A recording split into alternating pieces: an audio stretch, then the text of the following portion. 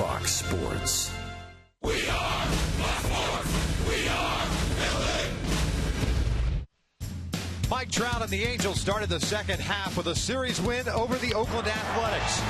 Tonight, it's Joe Mauer and the Minnesota Twins coming to town for the first of a three-game set as the Angels look to stay hot against the American League Central.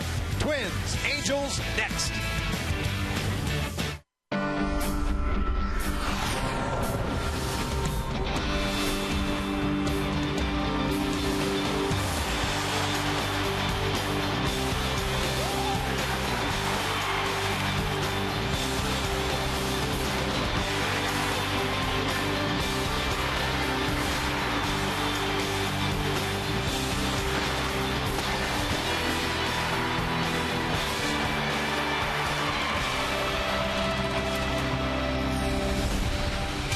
The Halos coming off a series win against the Oakland Athletics. Still 10 back in the American League West. And tonight here at the Big A, the Minnesota Twins rolling to town for the first of three.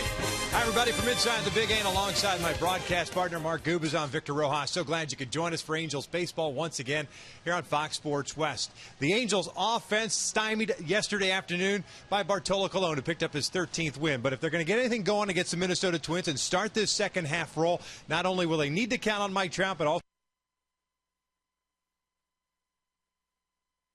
Minnesota. Trumbo with 5 career home runs. Mike Trout hitting over 400. He's riding a 13-game hit streak right now. Mike Trout hitting the ball hard to all parts of the field. Right field, center field, left field. Has that great speed, creates opportunities to score. Been on fire of late, hitting the ball hard. Mark Trumbo, on the other hand, has been struggling a little bit of late, but for 3 straight years he has led the club in home runs, and he's starting to drive the ball. He's, like I mentioned, 5 career home runs against Minnesota, including a mammoth shot at Target Field. So he's going to get those baseballs, middle part of the plate, hopefully connects, and drives the ball out. Oh, the Minnesota Twins certainly have struggled this year, but whether you're Joe Blanton or anybody else on a pitching staff, you've got to deal with the M&M boys of the Twins. Boy, both have been MVPs of the American League. Both hit the ball well the other way. Both have put up some pretty good numbers, especially Joe Mauer against the Angels. Morneau, the power stroke. He's been hitting the ball very well of late, last 40-some games, hitting over 300 and hitting with authority. Extra base hits, some home runs for Morneau. We know how good Joe Mauer is. He's a guy that's going to hit the ball up the middle, work the count exceptionally well. Takes a lot of first pitch. Throw that first pitch for a strike and then work him and get him out. Well, let's see what happens tonight in Game 1. Samuel DeDuno is going for Minnesota. As we just mentioned, Joe Blanton is going for the Angels. As we are just about ready for baseball here at the Big A, so sit back and relax. Lineups and first pitch when we return. Angels Baseball is brought to you by the Hyundai 100,000 Reasons event, now through July 31st. By Corona, who invites you to find your beach. And by Mercury Insurance. Get 2 Angels tickets with a fast free auto insurance quote from Mercury Insurance. Log on to angels.com/Mercury to learn more.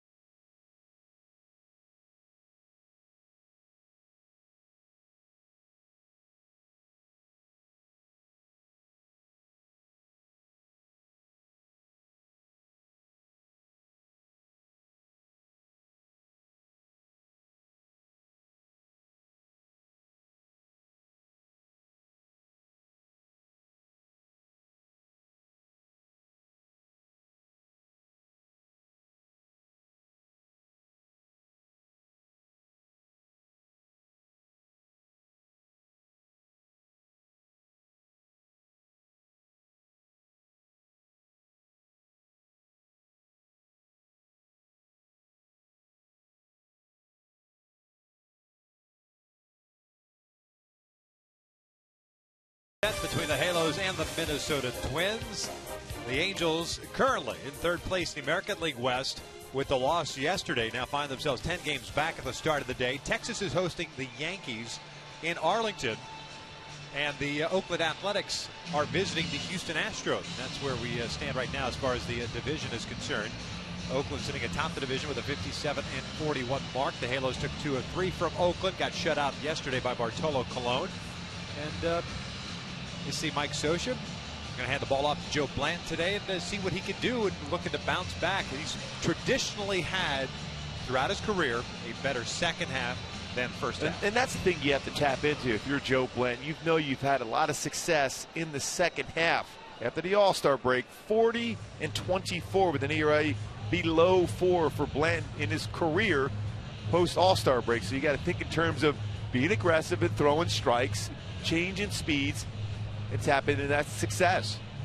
3.94 career ERA after the break. He's facing a Minnesota Twins team that has struggled all season long offensively. You've got 2 guys in that lineup that you have to worry about. And that's Joe Mauer and Justin Morneau that you just finished talking about. But otherwise, if you make your pitches, quality pitches at that, keep the ball in the ballpark, which is huge for Joe. He's only given up, of his home runs that he's allowed this year, 6 here at the Big A. Keeps the ball in the ballpark. Play good defense, you got a chance. Yeah, and this Minnesota club doesn't run a lot, so they will try to just a situational hit against Joe Blanton. Keep it in the yard, you should be successful. That is Ron Gardenhire, the manager of the Minnesota Twins. We will check out his lineup. The Twins 4th in the American League Central Division, 11th back of the Tigers with a 41-54 record. It's Brian Dozier at second base. The former shortstop has turned into a heck of a second baseman defensively.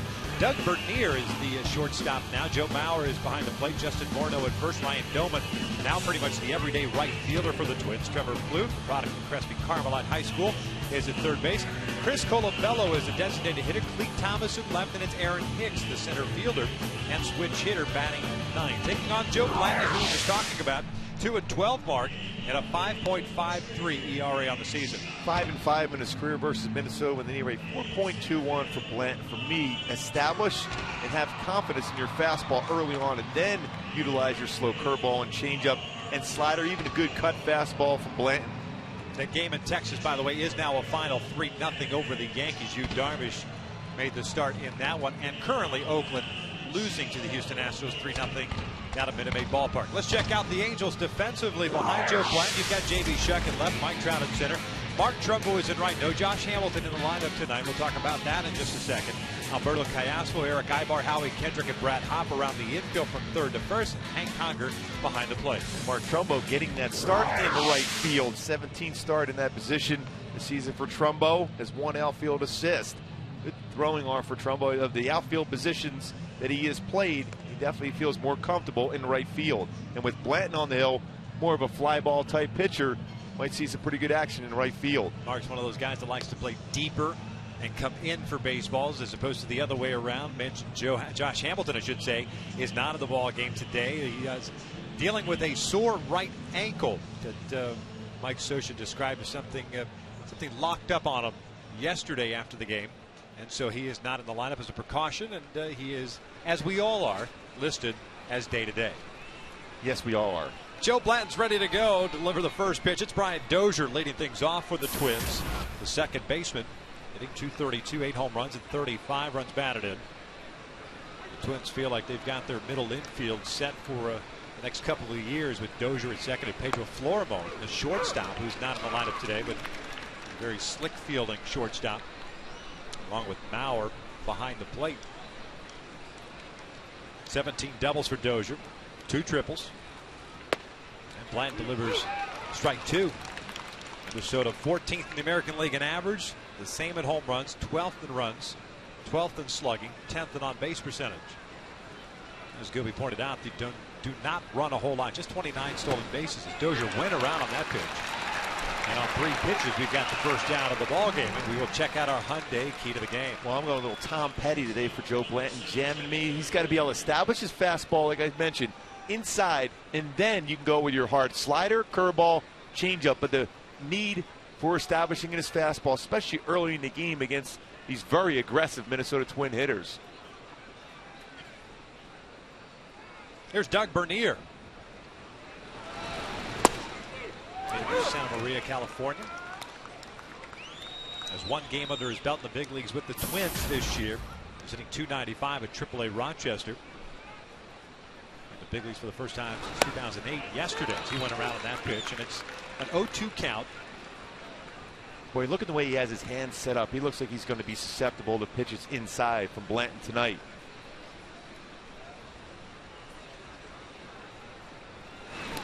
In the dirt.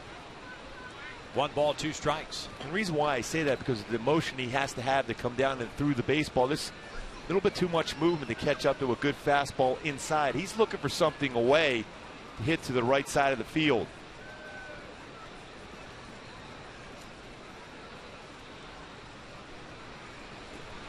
One, 2 in the air to center. Trout is there. 2 outs.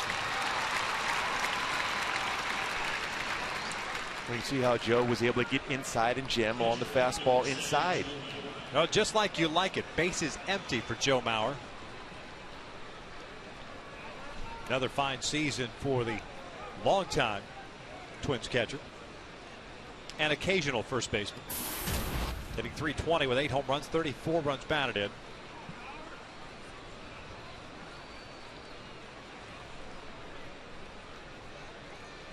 Blanton's first one is in there. Now we're 4th in the American League at batting average, just behind Mike Trout. Miguel Cabrera still leading at .359. Then David Ortiz and Trout tied for 2nd. It's amazing how well he hits in his batting average so high when he takes that first pitch so often. Bounces this one off his foot. 0-2 count. 8 for 10 against the Angels this season. And for the most part have kept him in the ballpark, which is a good sign. As we pointed out, capable of the long ball. 8 of them this year. Early on, Joe Blanton, all 3 batters he has faced, 0-2 on all 3 of them.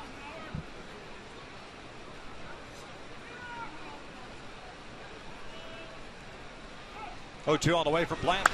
It's lifted foul and out of play on the third base side, so it's still an 0-2 count. And Bauer, once upon a time, had good numbers. As far as the power numbers are concerned, 28 home runs, 96 runs batted in back in 2009.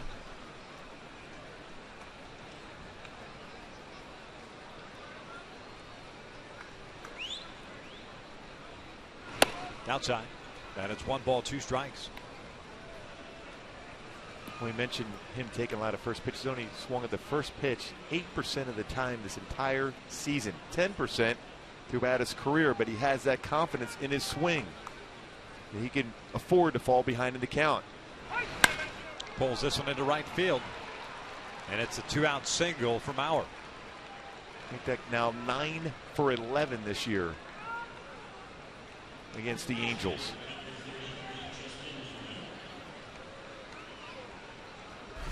Talk about one of the best swings probably we've seen in baseball for a number of years. He gets through the baseball so well, not a lot of wasted movement. He can hit the ball to left field, he can hit the center, turn on the pitch there like he did in the right field for a base hit. But again, you're okay with that with a single for Joe Mauer. He doesn't run a lot. Morneau takes down low on the off-speed pitch. Justin Morneau, the first baseman, .273 batting average, 7 home runs, 52 runs batted in. Topic of conversation around Major League Baseball is a potential trade chip for a team in contention. As he looks at his strike, he's a free agent to be.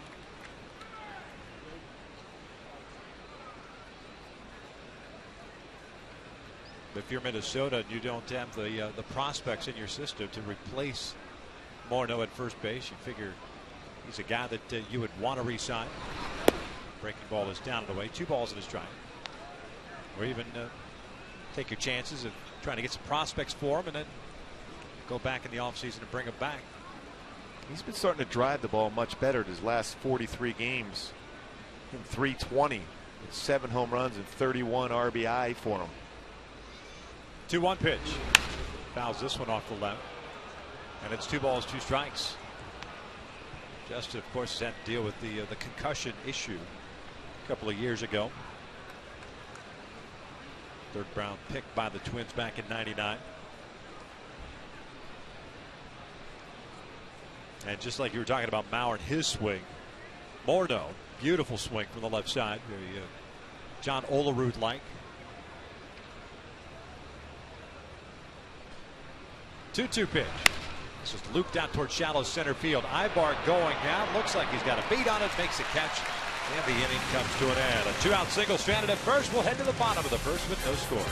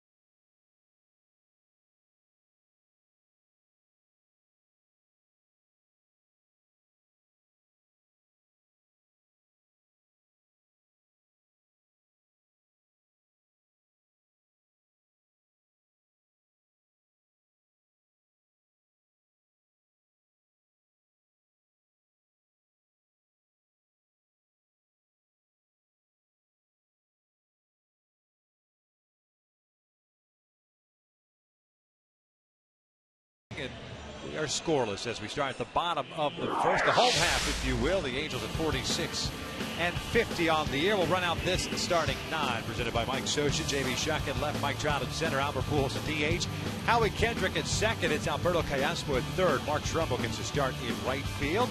Brad Hopp at first base. Hank Conger is doing the catching, and it's Eric Ibar batting ninth and playing for shortstop. They're taking on someone that they're not very familiar with. It's the right-hander Samuel DeDudo. DeDudo is a guy with a fastball, not overpowering. We talked about that on the pregame show. 87-93 range, but does have some pretty good movement on that pitch.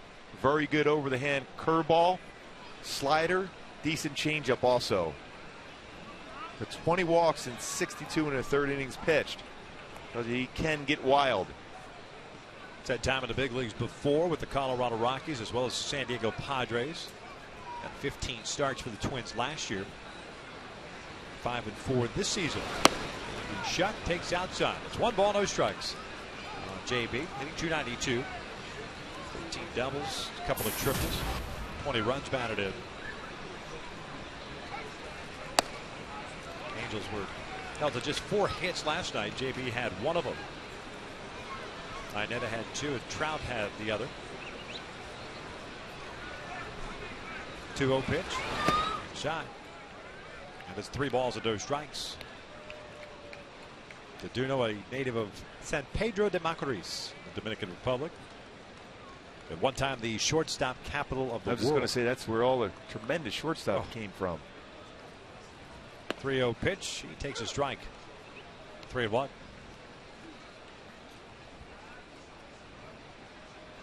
Plouffe playing in over at third base. We'll give you the Twins defense here in just a second. 3-1 now. That is inside. A leadoff walk for J.B. Shuck. It's a man on for Mike Trout as we check out the Twins defensively. You've got Thomas, Hicks, and Doman in the outfield from left to right. Plouffe, Bernier, Dozier, and Morneau from third to first. Bauer behind the plate. Speaking of Trevor Plouffe, pride of Crespi High School. He's committed 7 errors at third base this season. Very good throwing arm for him. He's turned 11 double plays, fielding percentage of .952. He's a very good shortstop at Crespi and also one of their best pitchers.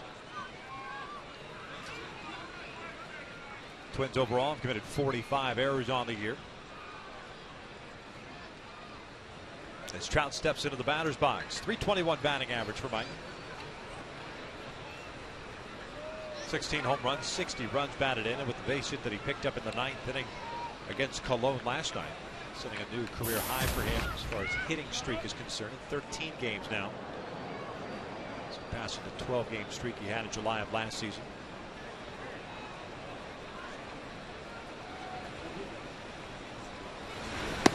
First one is in off the plate. 1 ball, no strikes. I was talking about DeDuno's very good outing the last time out. It was at Yankee Stadium, in which he gave up just a run on 6 hits and 7 innings of work. Picked up the win in that one. He was on the heels of giving up 5 runs in 6 innings against the Tampa Bay Rays in a loss. Inside, 2 balls, no strikes. He's having a tough time throwing strikes here early. A lot of movement on his fastball. He has cut action on his 4-seam fastball and a lot of tailing action on his 2-seam fastball.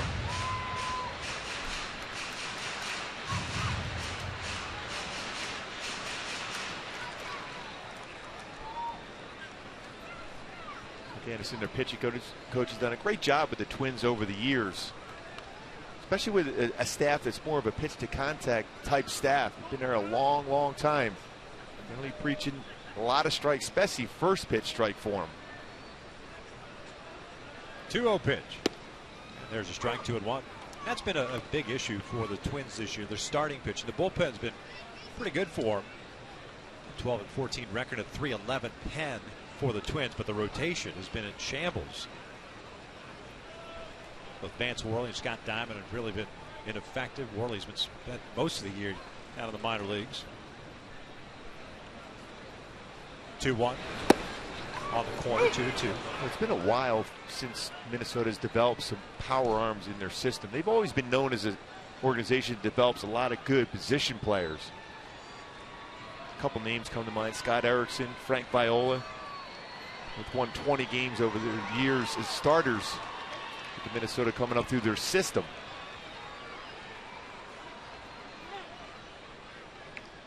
Trout backs out. 2 balls, 2 strikes. Nobody out. J.B. Shuck with a leadoff walk stands at first. No score. Albert Pujols on deck. DeDuno did get 3 starts at AAA Rochester to start the year. No record at a .270 ERA before getting the call to the big leagues. Check swing. Did he go? No, says the first base umpire. That's Ted Bear at first. So full count. I wonder if get things going at first base.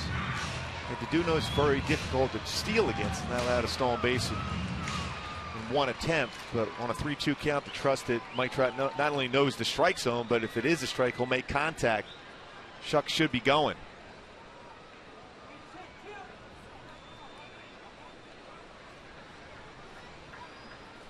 Shuck takes off. 3-2 is inside, so back-to-back walks. The Halos have 2 on with nobody out, and Albert coming up.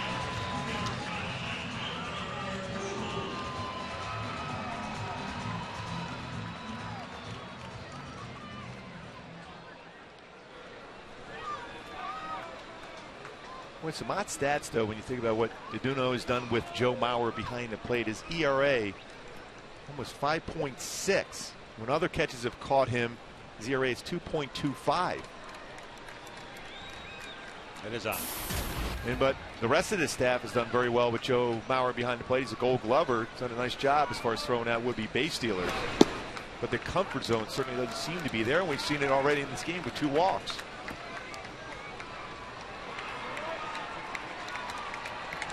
Situational hitting has been an issue for the Angels the last couple of series.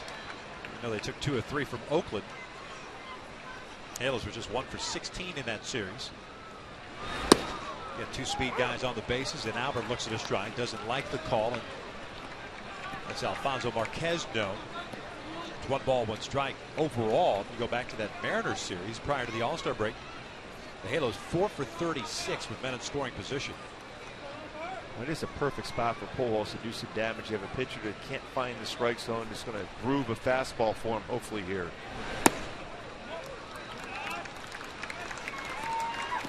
A 2-1 count. This one, 14 pitches so far, 10 out of the strike zone. Back-to-back walks to start this one off for DeDuno.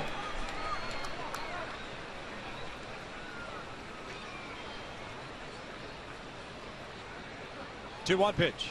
This is bounce foul.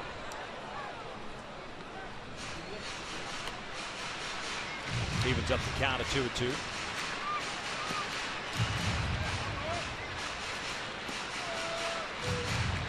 First time Doduno has faced the Angels.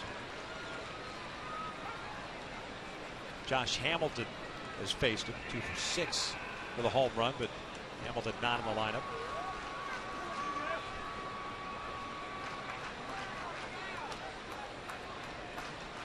Two on the way. Downstairs, full count. Same situation. I got to believe the runners are going again here. A 3-2 count.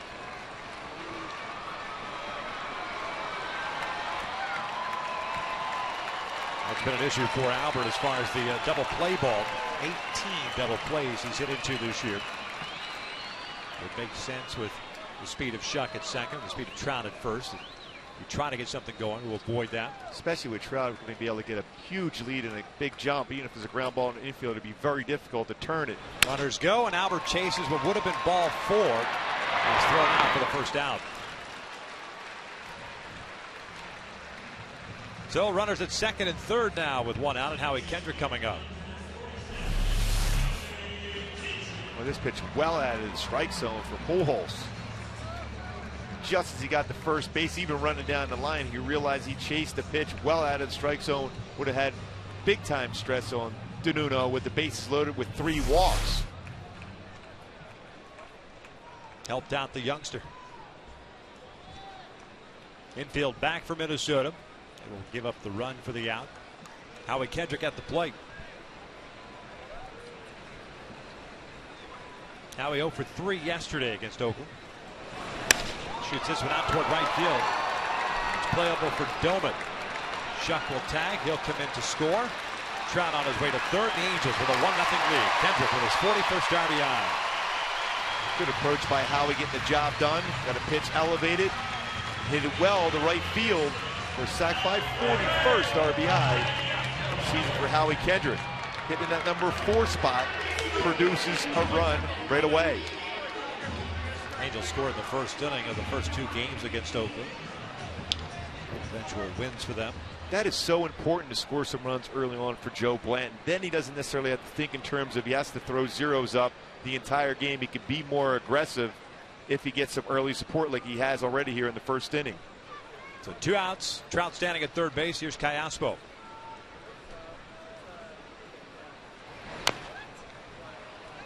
Rolls over that one, and it's 0-1. Alberto 0 for 3 yesterday. Committing his 11th error on a throw on a bunt. Halos overall 3 errors in the game yesterday. Defensively not pretty. 72 errors now committed by the Halos this season. And up 1-0 here in the first. Trying to make it 2-0 at least. Aspo bounces this one softly off his foot. 0-2.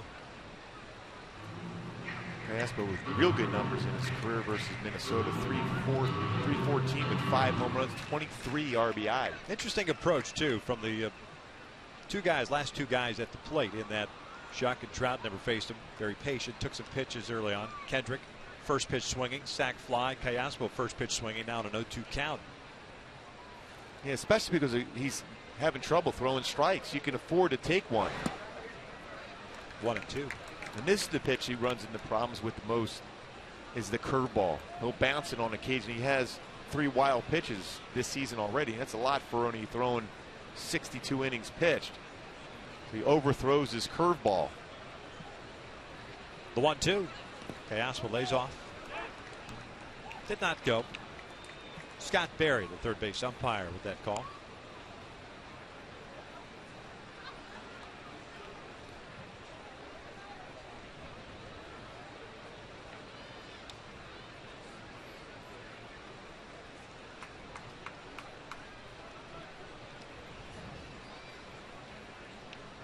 Now the 2-2.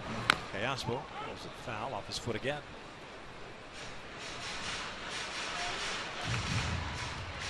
"31 strikeouts and 62 in the third innings for Doduno, just 20 walks. Had a good month of June.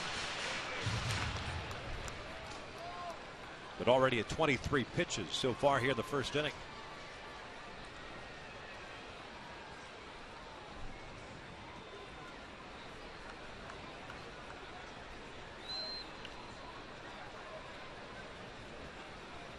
Another 2-2. Kayaswo drives one out toward right center field. Hicks came in and now moves back on it, makes a catch. The inning comes to an end. The Halos manage a run with no hits, leave a man at third. Through one, they lead at 1-0.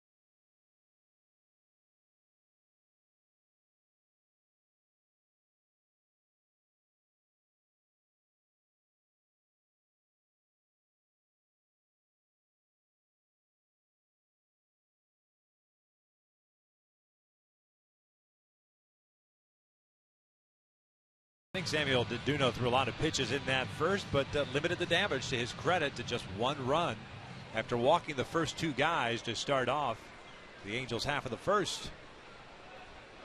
Here the second for Minnesota. It's Doumit, Plouffe, and Colabello.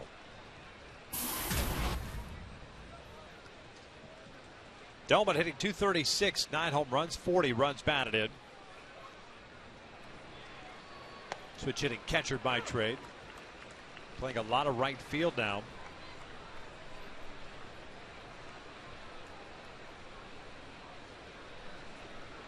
0-1 pitch. It's down low. 1 ball, 1 strike. Doumit for the left side, .211 hitter this year.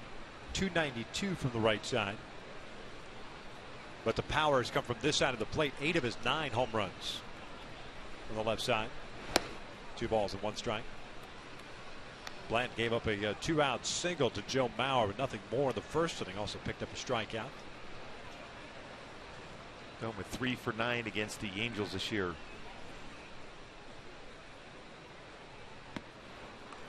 Good off-speed pitch. Evens up the count.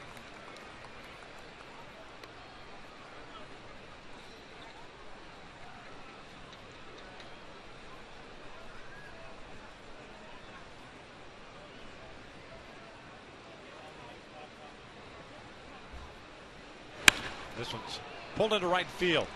Back-to-back off speeds. Doumit. Good contact. Leadoff single for Minnesota. Hey, folks, tomorrow the Halos take on the Twins once again. Game 2, and that's a 7:05 start. Fans in attendance will receive a Surf and Rally Monkey courtesy of Yokohama while supplies last. Purchase your tickets today at Angels.com or by stopping by the Angel Stadium ticket office. Second hit allowed by Blanton. He'll work from the stretch now to Trevor Plouffe. First round pick, 20th overall, 2004 out of Crespi. .259 batting average for him. Takes a strike. 10 home runs, 36 RBIs. 10 home runs tied for the team lead with Josh Willingham, who's on the disabled list. Well, Willingham's one of those dangerous hitters against the Angels. He's got great career numbers. Not available for quite some time. Count evened up at 1 ball, 1 strike. Last start for Blanton was against Seattle at Safeco Field. As a matter of fact, his last 2 starts have been out on the road. It's the Cubs and the Mariners. season low 4 innings pitching now. Good breaking ball, snapped her to first, and dome it back in there. Glenn lasted 4 innings against the Mariners, gave up 4 runs on 5 hits. Boy, Conger, good strong throw. What you do with Doman, you're keeping him closer on a secondary lead at that point, even though he's back safely as he goes to the back part of the base, which as a base runner, that's what you want to try to do. Go to the back part of the base, a longer tag for a first baseman. 2-2.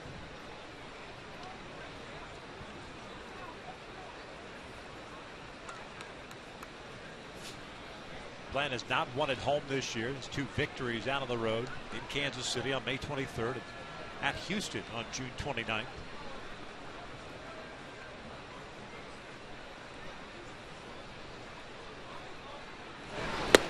Good off-speed pitch. Down goes Plouffe. 1 out.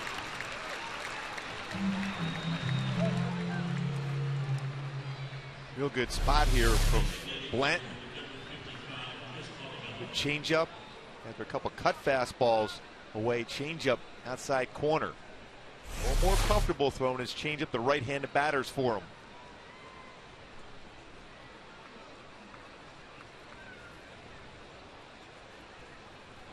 One out, 1 on. Chris Colabello steps to the plate. 3 for 24 this year.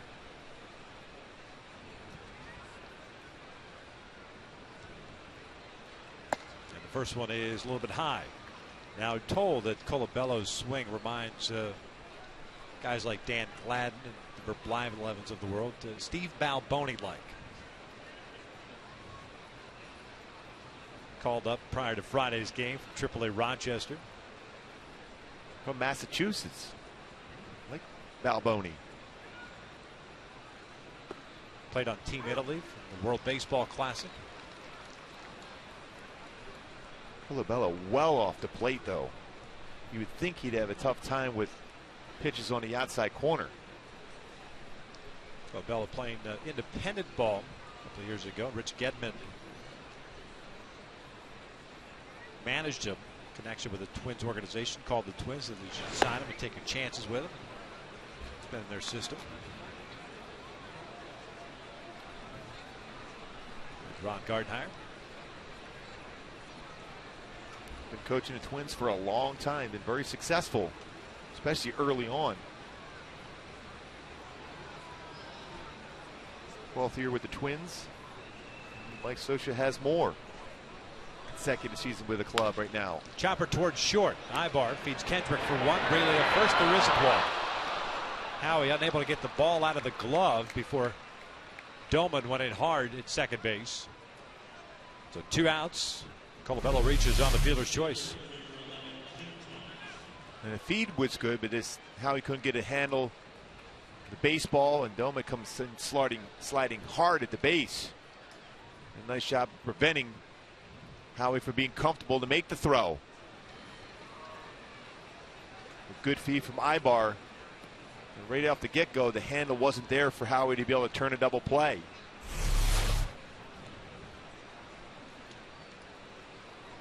Man on with 2 outs. Clete Thomas at the plate. Left fielder.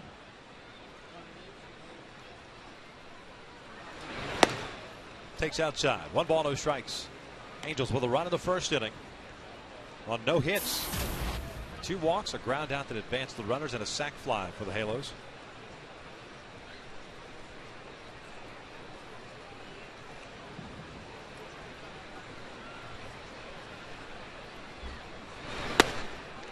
One ball, 1 strike.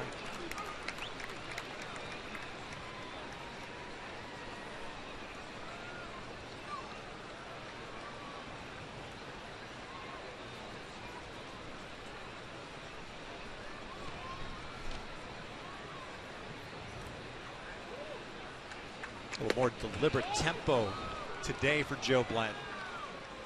As that breaking pitch misses outside for ball 2. They seem to try to slow things down at this point. Sometimes with Joe, especially early in the season, we saw him just throwing fastball after fastball, really not changing the eye level of a hitter, just going the same exact plane. Good off speed, 2-2. Looks like, at least here in the early going, at the changeup. Pretty good go-to pitch to him. Gave up the base hit to Doman as he threw back-to-back changeups on him, but got Plouffe on the strikeout. Little swing and miss there on Thomas.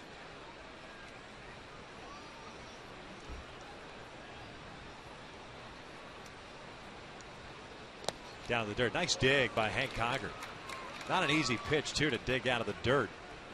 Yeah, because you're expecting that changeup to go down and away. You see the target being set, but it stayed. It's almost as if he cut that changeup off enough where it stayed inside and in the dirt.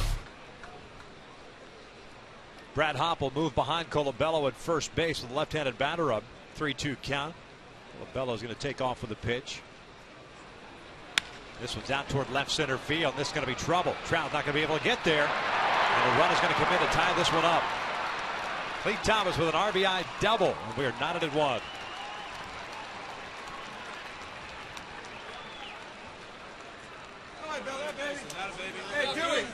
Pretty good piece of hitting by Thomas. Fastball, he's looking away.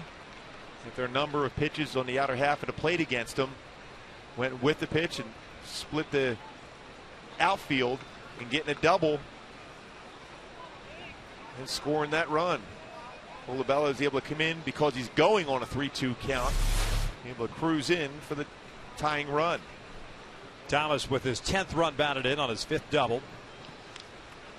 And here's Aaron Hicks, the center fielder, Long Beach, Woodrow Wilson High School. He takes a breaking ball downstairs. 191 batting average, however, for Hicks. Defense has been solid. The offense slow to catch up. 8 home runs, 24 runs batted in. You see the on-base percentage of .262. Very aggressive hitter. Generally swings at pitches out of the strike zone. 74 strikeouts and 246 at-bats. Blanton falls behind at 2-0.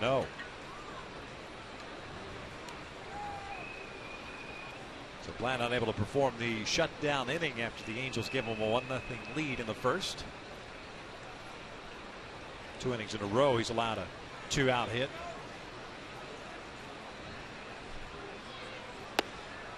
(3-0) now.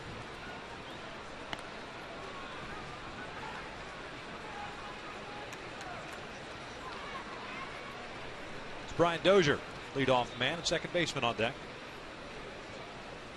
40 pitches thrown by Blanton already here in the second.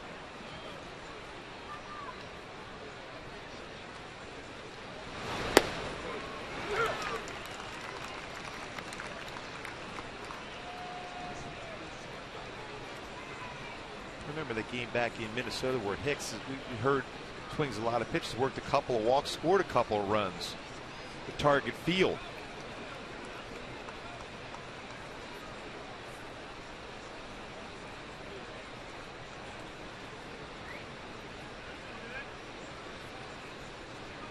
Three balls, 1 strike. Tied at 1 here in the second.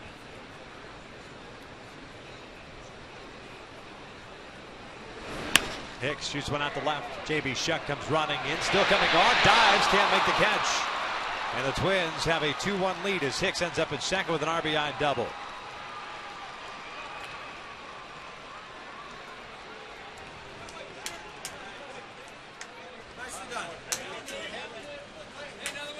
When Hicks got himself into a fastball count, 3-1 pitch. Shuck tried to make a diving play. Full-on effort. Unable to make the play, but just out of the reach of his glove.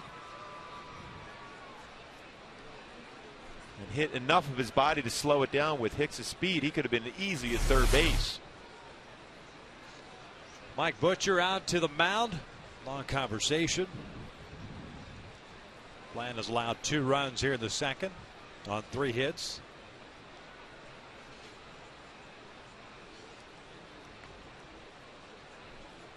And in scoring position for Dozier, who struck out to lead off the ballgame.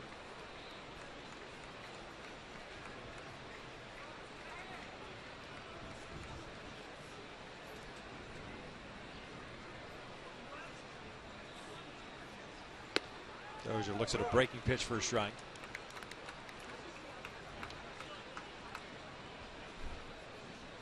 Ten doubles in the month of July for Dozier, 17 overall. A couple of triples as well.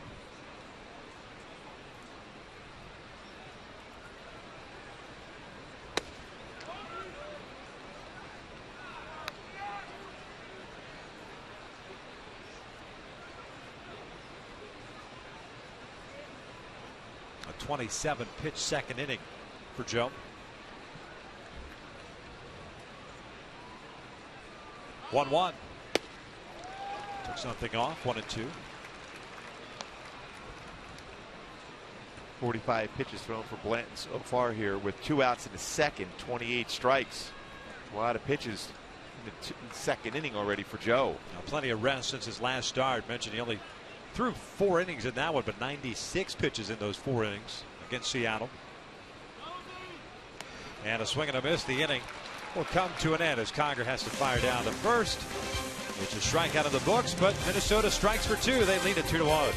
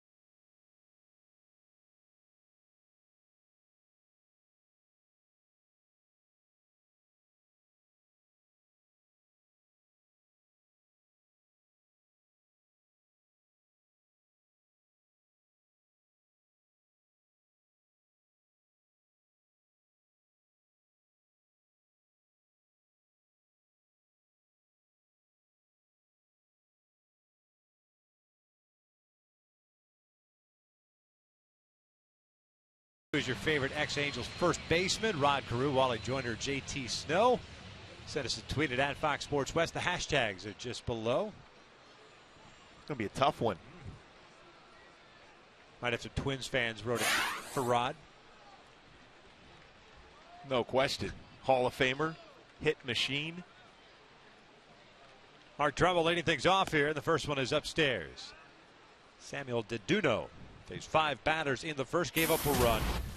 And here the second, he'll face Trumbo, Hop, and Conger.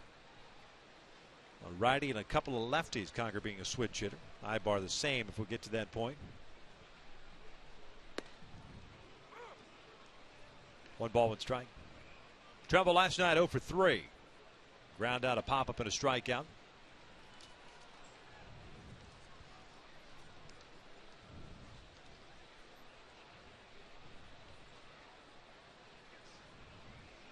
Mark ended up going 1 for 10 in the series against the A's.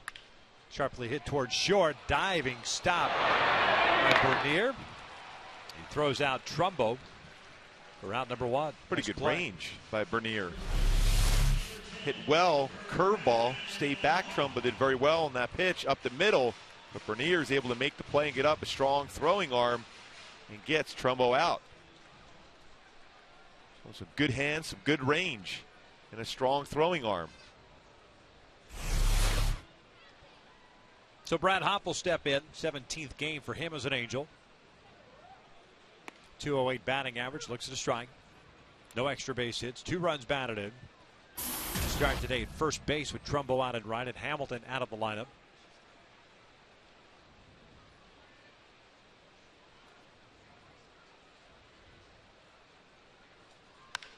Bouncer to first. Morneau's got it. Waves off. DeDuno. 2 outs. So 2 very quick ground ball outs for Samuel DeDuno, who struggled with command in that first inning. Well, that's when you have an opportunity, especially against a young pitcher, you have to take advantage of that. And when Albert Pujols swung at that pitch out of the strike zone on a 3-2 count after back-to-back walks, all of a sudden DeDuno now feels the confidence coming back for him.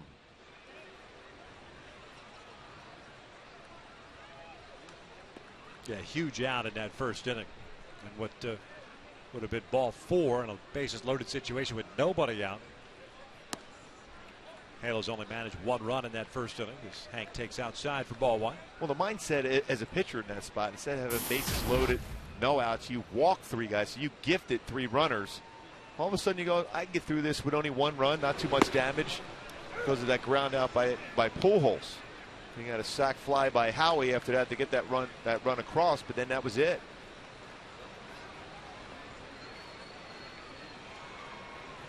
Conger hitting .252, 6 home runs, 14 runs batted in. Goes this one foul. 1 ball, 2 strikes. And when DeDuno is going good, that's the type of swing and the results that you see. Ball's being topped on the infield. Yeah, he's got a lot of movement on all his pitches. Does not give up many home runs. He's only given up 4 this year. Twins with 2 in the second, lead at 2-1. That's a called strike 3, and DeDuno executes the shutdown inning for the Twins. 2 in the books. Minnesota on top, 2-1.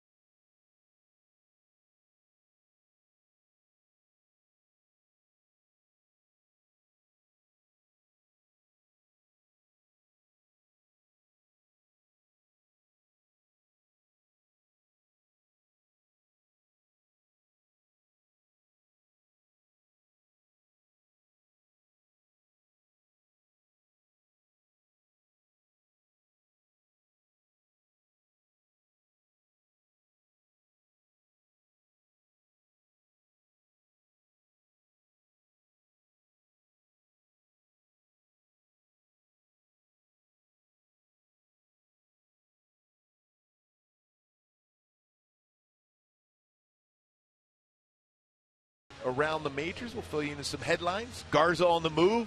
We'll tell you where he ended up going. And Ryan Braun suspended, the former MVP of the National League. Suspended. Tell you how long of a suspension that is. Is it now air quotes MVP? It'll get quite interesting. The conversations now. Top of the 3rd, Minnesota leads at 2-1. Joe Blanton to face 2, 3, and 4. Bernier, Mauer, Morneau here in the 3rd inning for Minnesota.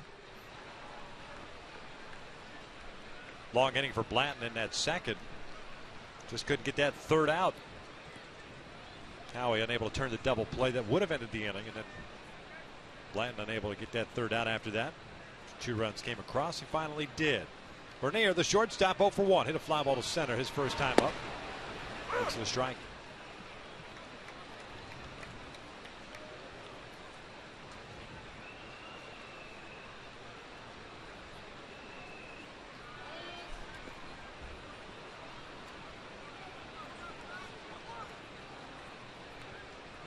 Good crowd tonight on a Monday night. Twins in town. Angels had great crowds over the weekend. Against Minnesota, or pardon me, against Oakland. Off to a good start here against Minnesota. This one bounced toward the middle eye bar. Shortstop retires another. 1 out.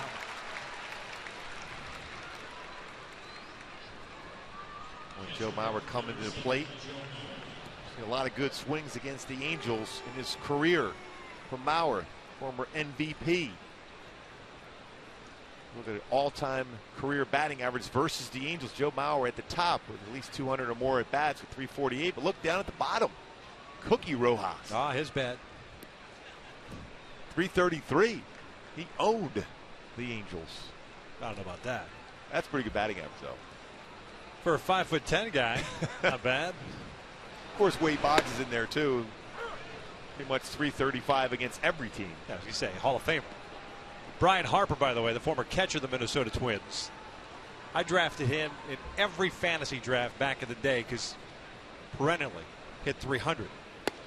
And stats-wise, you weren't getting a whole lot of production from catchers, so I'd take the hits out of Brian Harper. That's the only reason I knew of Brian Harper. Yeah, he could hit a little bit. Yeah. Right-handed hitting catcher. Remember well with the Cardinals back in '85, also in the World Series.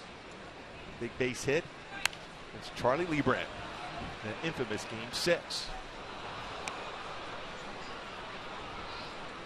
1 ball, 2 strikes. Speaking of that, you see that one picture of the Royals fan who's got the baby blue Royals jersey with number 85 and Deckinger on the back. That's not right. Don Deckinger, the first base umpire that blew the call at first. I'm sorry. He got the call right. Got the call right. There's no According question. to Gooby, and everyone has to do anything with the Kansas City Royals. There's no doubt. Now that night, I believe the call was right too because I was rooting for the Royals. Hey, what did the umpire call? He called safe. He called him safe. Exactly so. He was that safe. was the call. Yes. 2-2. This one shot back toward the middle. Ibar can't come up with it. Eric went into that slide, and it's so difficult to try to go into that slide with so many body parts moving to come up with that baseball. And when the ball goes from the dirt to the grass, even more difficult to read the bounce at that point. Hit well by Mauer once again. Up the middle this time. Line drive, one hopper, but unable to make the play. Talk about a guy that uses the whole field. Joe Mauer uses the entire field. Base hit in the right field. This one up the middle. 10 for 12 now. It's 5 hits for Minnesota tonight. 1 out, 1 on. Justin Morneau, the first baseman, up. He popped out to shallow left his first time up. Bounces this one to second. Kendrick bobbles it. It should have been a double play. Can't even get it out.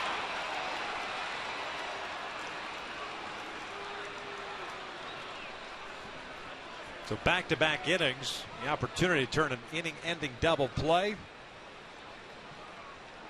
Unable to do so. Now he commits his 10th error of the year. And that's one of those plays too. When you're first unable to make the play, just realize, okay, you can take that out at first base, but still will give you 2 outs, even though you had an opportunity to potentially get a double play ball. Mauer ran well, got to the base, be able to beat the throw. You just take that out at first base and trust that Blanton can get through the inning. 73rd error committed by the Angels now. Doma takes down low. 73 errors in now 97 games for the Angels. And we can talk a lot about not getting hits with runners in scoring positions sometimes, the starting staff. But for me, the biggest disappointment and the biggest surprise has really been the fielding this year for the Angels.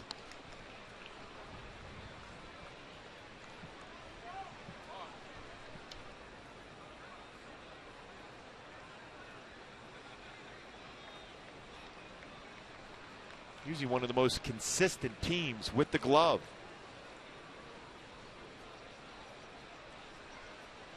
Two-0 count. 2-1. Doma doesn't like the call. He singled in the second inning, so he's 1 for 1. Change up out of the strike zone, got the benefit of the call. Doma didn't like it, had reason not to like that call. 2-1 pitch. Rolled foul. This is a time where Joe Blanton has to pick up his teammates now. Howie unable to make the play, but the reality is, as a pitcher, your responsibility is to pick up your teammate. See if you can get another ground ball in an infield and maybe get a double play turn. There's no way that Howie was thinking he was going to make a mistake. So as a pitcher, this is your opportunity to help him out.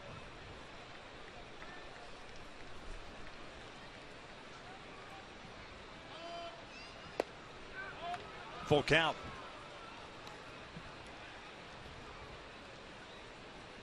Runners, I highly doubt, will be on the move with Mauer and Morneau. Especially with a left-handed batter up and a clear throw to third base.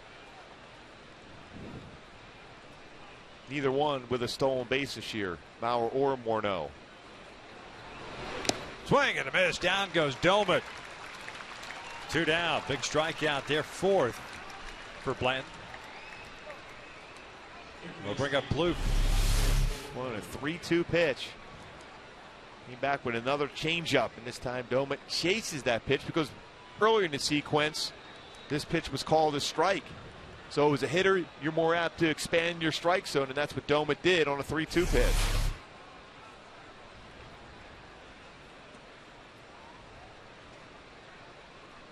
Plouffe, a strikeout victim in the seconds. He's 0 for 1. It's the fastball for a strike. Oakland has just taken the lead in Houston, 4-3 that game in the 8th inning at Minute Maid Park. Texas has won tonight.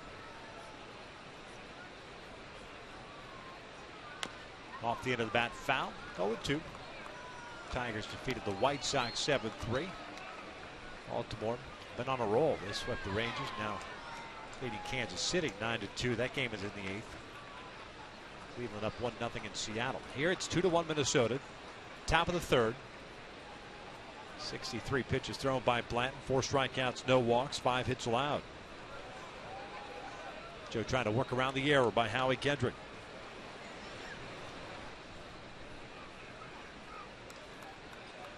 Discussion here with Conger and Blanton. What do they want to go after?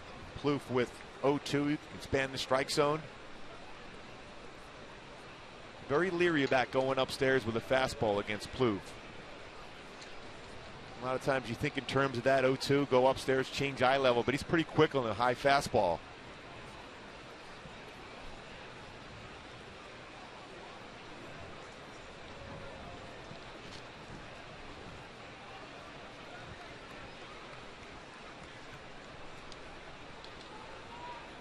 No balls, 2 strikes with 2 outs, 2 on.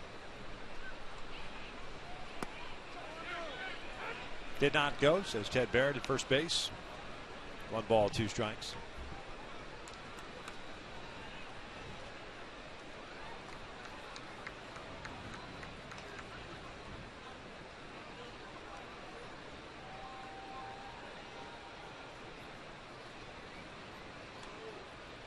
Shuck playing shallow and left. Now the 1-2. And hits one out to left field. Shuck back a couple of steps. Makes the grab. The inning comes to an end. So Blanton works around the error. Minnesota strands 2. They still lead it, though, as we head to the bottom of the 3rd.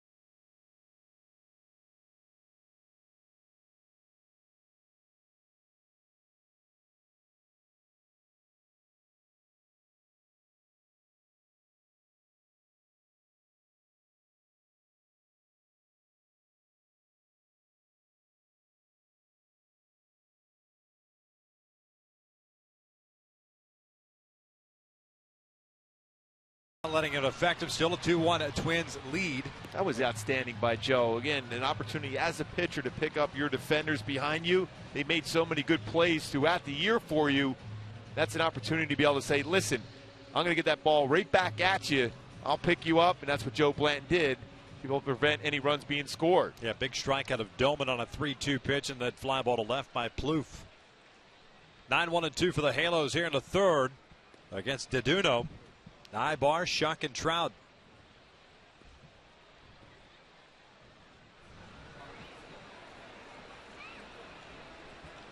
Ibar hitting .285, 4 home runs, 35 runs batted in. Plouffe playing in on the grass at third. Morneau in a couple of steps at first.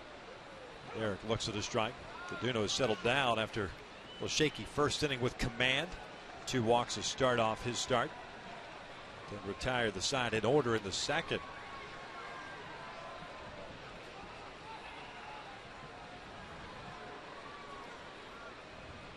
Pulled down the line. That's a fair ball. Morneau unable to come up with it. Ivar's on his way to second. Doman comes up with it cleanly. And it's a leadoff double for Eric Ivar, his 14th of the year. A good start here for the Halos. Ivar hits that ball right down the line. Morneau is a good fielding first baseman. Unable to track this ground ball down as he's playing off the line in anticipation of maybe a drag bunt. Always that threat of a bunt from Eric Ivar allows him to be able to hit the balls down either right field line or third base line to get it by the defenders.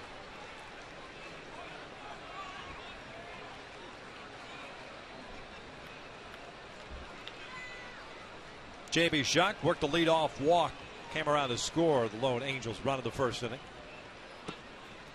Shows bunt, just did pull that bat back, almost left it out there a little too long.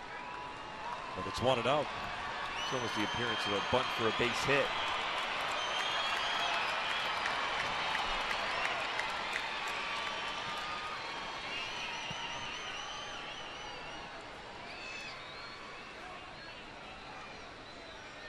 Bouncer towards short. Ibar breaks towards third. The only place for Bernier to throw is to first base. Excellent read by Ibar.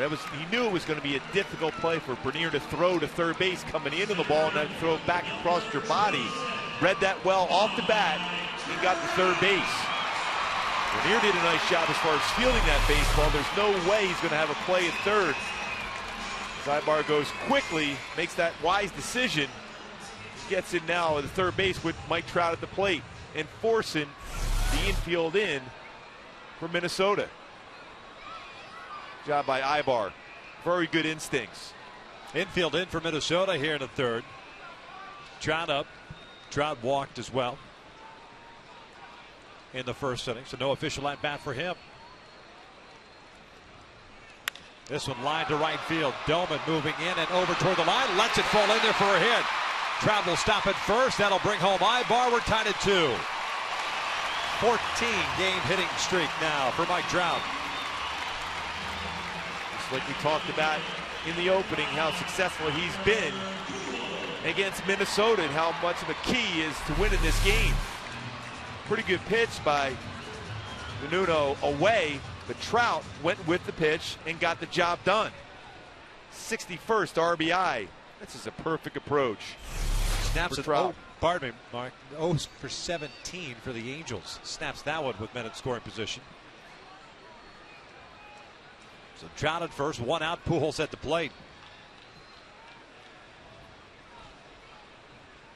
Albert takes inside.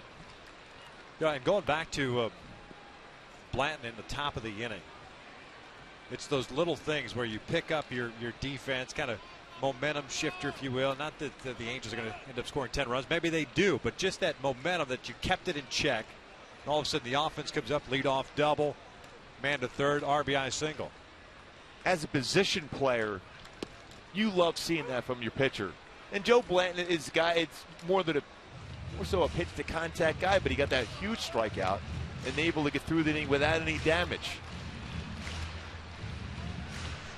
And all of a sudden, when your hitters get an opportunity to pick you back up because what you did for them, and you get Trout here, just perfect balance and through the baseball. I mean, that's outstanding for Trout. Pitch away, did not try to pull that ball. If he does, he might roll over, hit that ball to shortstop. Instead, let it travel, hit it in the right field for an RBI single. 1 ball, 1 strike on Albert, who grounded out of the first.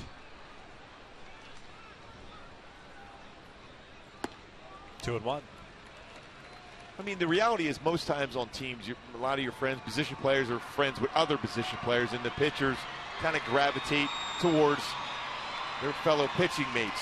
So the reality is, as a pitcher, when you can pick up your infielder who made a mistake, it's so huge as far as that camaraderie your team can build, especially as a pitcher that came through, who's had his tough times this year. There's no question that Joe has had his tough times, but that's a big pitch for him to get through the inning. Breaking ball misses out of the strike zone. 3-1. DeDuno, I think, wanted that pitch.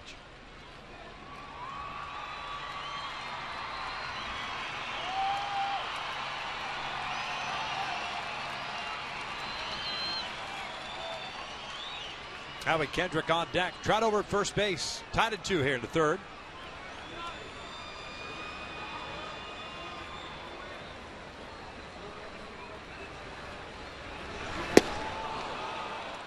Full count.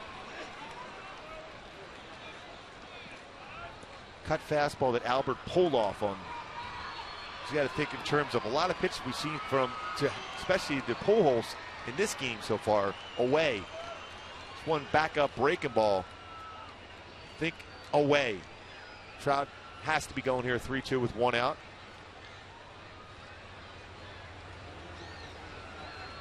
Trout takes off. The pitch is inside. It is ball 4. So Pujols works the walk. Third issued by DeDuno. So 2 on, 1 out for Howie.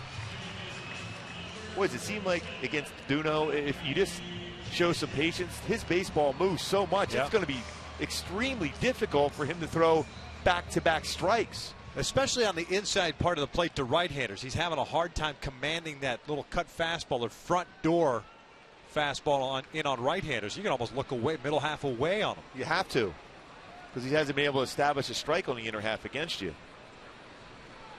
2 on, 1 out. Trout at second, Pujols at first. Howie sacrifice fly in the first inning. Picked up his 41st RBI.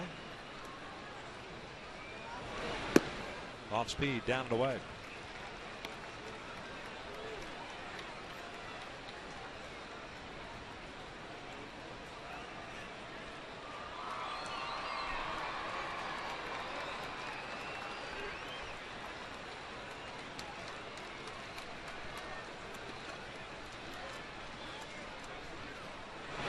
Howie grounds one back toward the middle. Bernier takes it himself. 6-3, inning-ending double play. The Halos do tie it up. They get a run on that single by Trout. We're through 3, not at 2.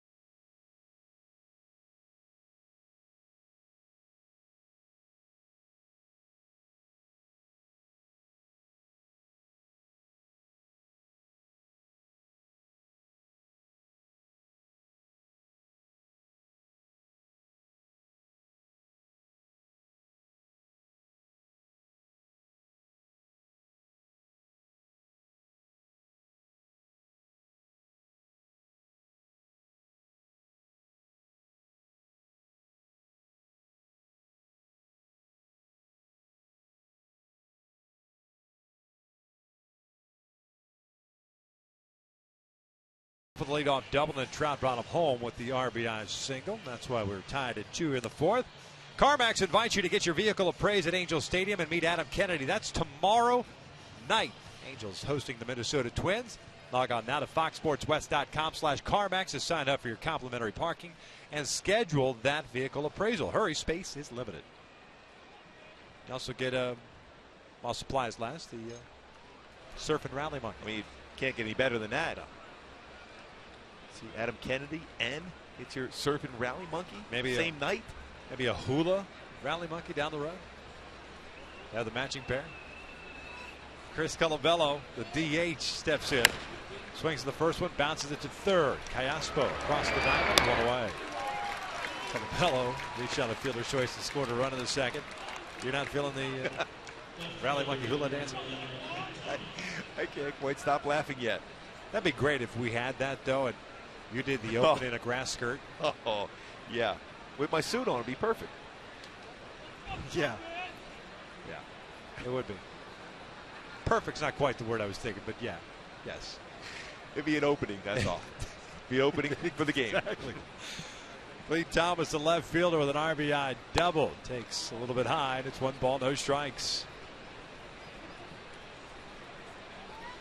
Thomas tied up the score with that 2-out double in the second inning.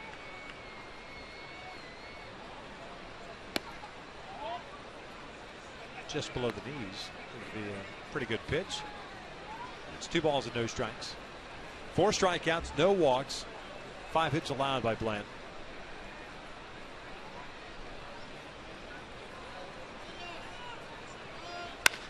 And Thomas rips one out toward right field. Hit well. Back is Trumbo. That is gone.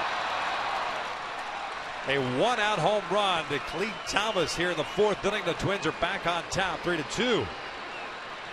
Clete Thomas with a double, an RBI, and a solo shot here.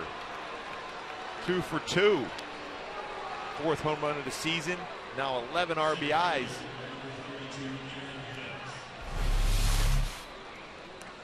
Well, this fastball, anytime you see a catcher reaching back for a fastball, never turns out to be a good thing. Conger wanted that fastball away, reaches back, especially down and in, to a left-handed batter. 24th home run that Bland has allowed this year. 7th here at home. Aaron Hicks takes a strike. Hicks doubled home a run in the second. 4th home run. Now 11 RBIs for Clete Thomas. 1-1.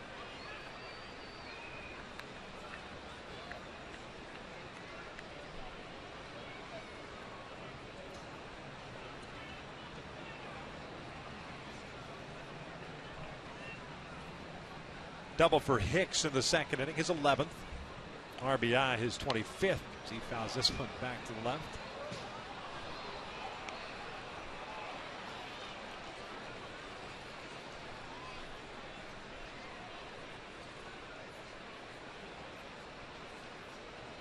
A double to left center field for Thomas and a home run to right center field.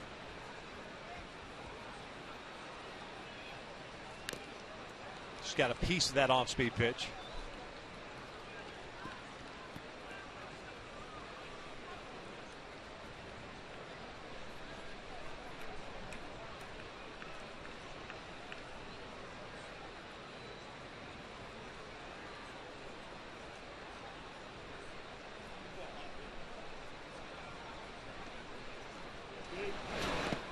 Almost hits him.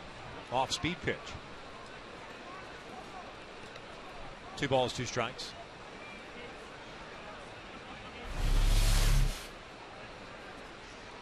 A changeup he tried to throw down and in, just pulled that pitch too far to the inner half of the plate for Blanton.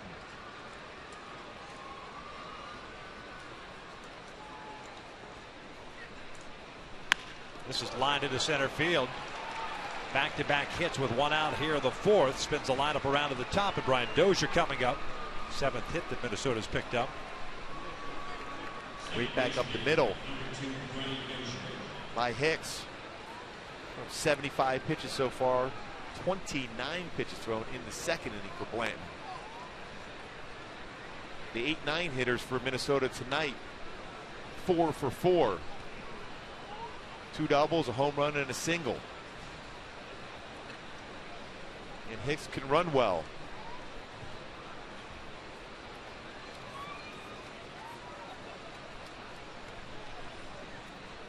Dozier's 0 for 2 with a couple of strikeouts.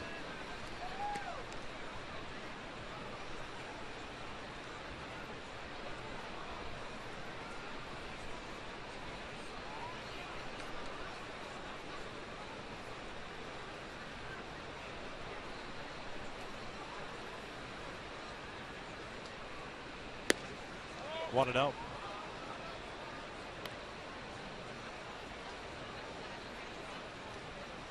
Minnesota had a stretch in which they lost 6 consecutive games.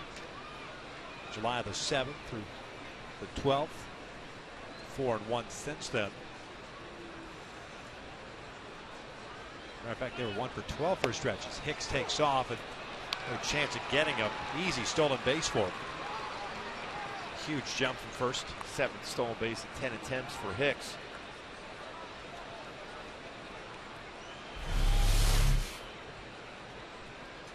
Boy, a huge jump before Blanton even hits that pitch home. A breaking ball to boot. And 3 or 4 steps for Hicks. Easily gets into second base now in scoring position. Also at the very early look back to second. Stop. 3-2 Minnesota here in the 4th. Dozier swinging a miss, 1-2.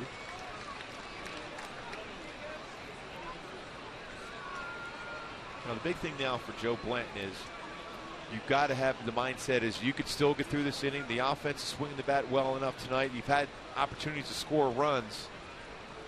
Can't allow any negativity in there now. Just got a piece of it.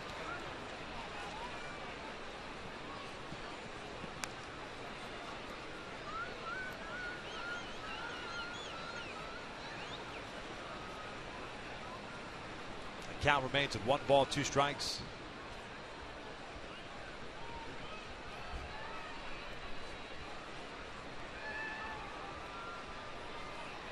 Shortstop Doug Bernier is on deck. 1 out, Hicks over at second base.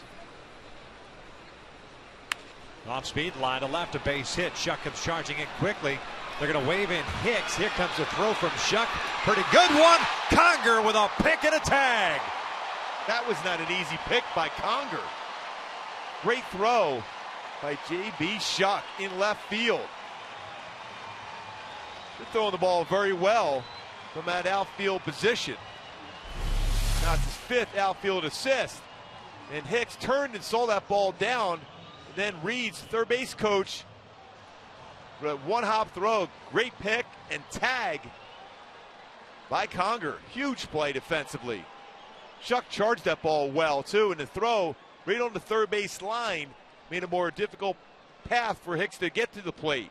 And no hesitation whatsoever from Joe Vavrum, the third base coach.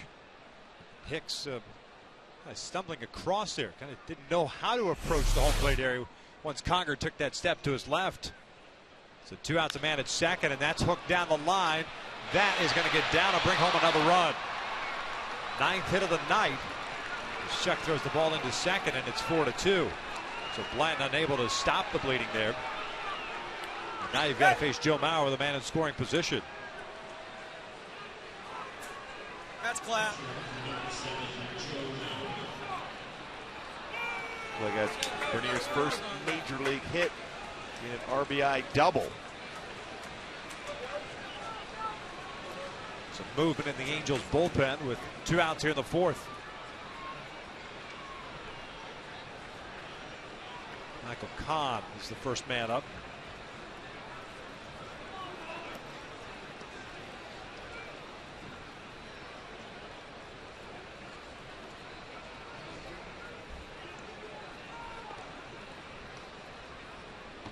.81 pitches. Down 4-2. It's twice now that Blanton is unable to come up with a shutdown inning after the Angels tied things up at 2 in the bottom of the 3rd. Helped out by a great play by J.B. Shuck and Hank Conger for the second out. Excellent play by Conger to be able to field that short hop and still apply a tag, especially when you see a base runner coming right at you. You don't know if there's going to be a collision or a hook slide away from you. Not only pick it, apply the tag. Mauer with a couple of hits already. 2 for 2. Takes outside.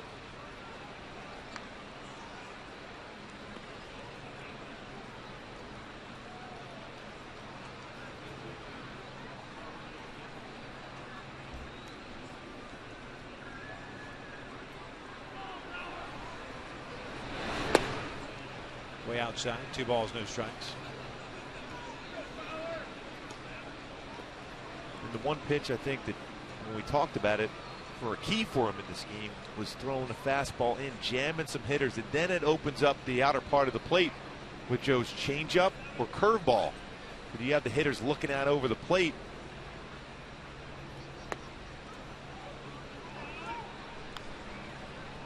.3-0 count now. Now they're going to walk him intentionally.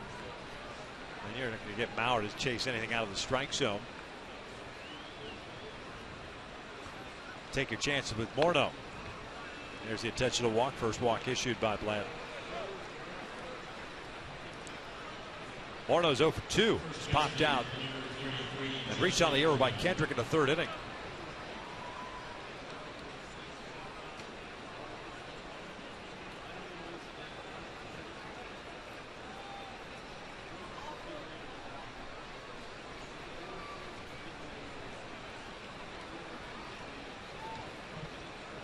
Bernier at second, Mauer at first. 4-2 Minnesota here in the 4th. Morneau, big rip. 0-1 count. Boy, Morneau guessing first pitch fastball. Trying to drive that ball out of the ballpark. Chase the pitch in the dirt. This inning started with a 1 pitch out. Colabello grounding out to start off this 4th inning. Thomas with a home run, single, double, and intentional walk. 1-1.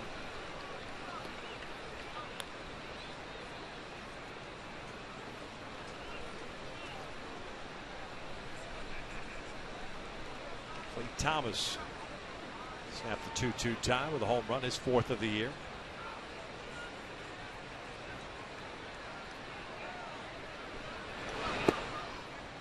Two and one now. 9 hits allowed by Blanton.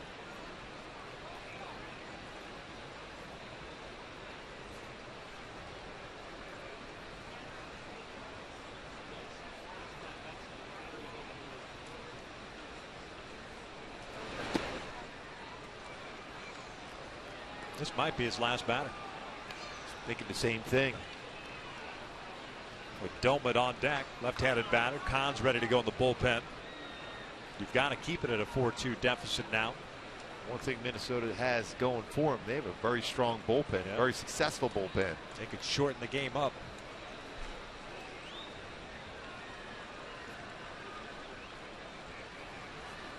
The 3-1 pitch. And they're loaded up for Doman. Doman has good power as well.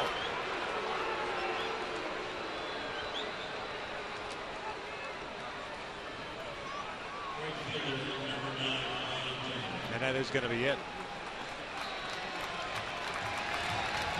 So Bland, who had his shortest outing of the season, his last start against Seattle in 4 innings, now comes out after 3 2/3. He departs with the bases loaded and trailing at 4-2. A pitching change here at the Big A. Michael Kahn will be coming on when we return with the bases loaded, 2 outs, trying to get out of this inning.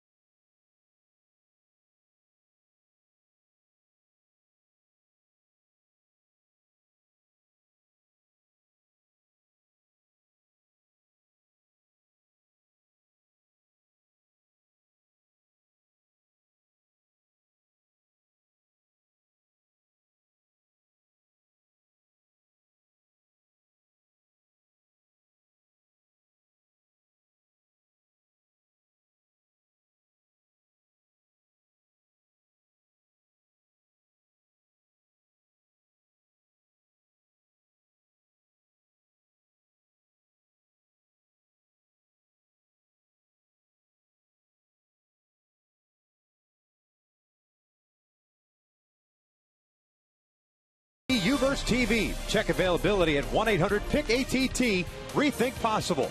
By CarMax. Start the search for your next car at CarMax. CarMax, start here. And by your Southern California Toyota dealers. Back out here at the Big A, the Halos down by the score of 4-2. The bases are loaded with 2 outs. Joe Bland is done after allowing 4 runs on 9 hits and responsible for the 3 guys on base. And it's Michael Kahn on in relief. 3 2/3 innings, 9 hits, 4 runs all earned, 4 strikeouts. Home run and 3 doubles, everything else singles. That's Bernier at third, Mauer at second, Morneau at first base. Ryan Doman, the right fielder, at the plate. Are in and out. Who's in, who's out? Kahn 1-0 and a 2.45 ERA. This is his 34th game. The first one, it's a big swing and a miss challenge with a 94-mile-per-hour fastball. Kahn 29 1/3 innings, 16 hits, 32 punch-outs, and 14 walks. Pitched yesterday with 1 inning. 1-2-3 8th against Oakland with a couple of punch-outs. Well, you talk about a big part of the game for Michael Kahn and the Angels here. Count evened up now at 1-1. Doma tonight, a single into second, a strikeout into third.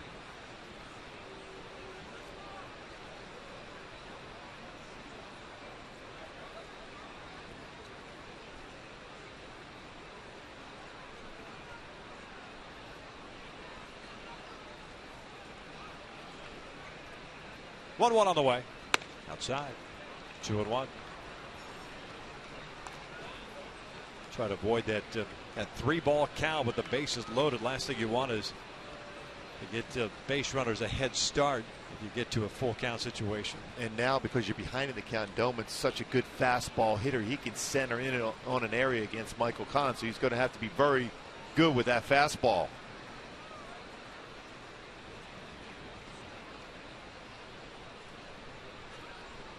2-1 pitch.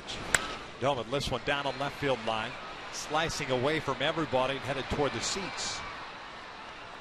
Nice catch down there. 2-2 now.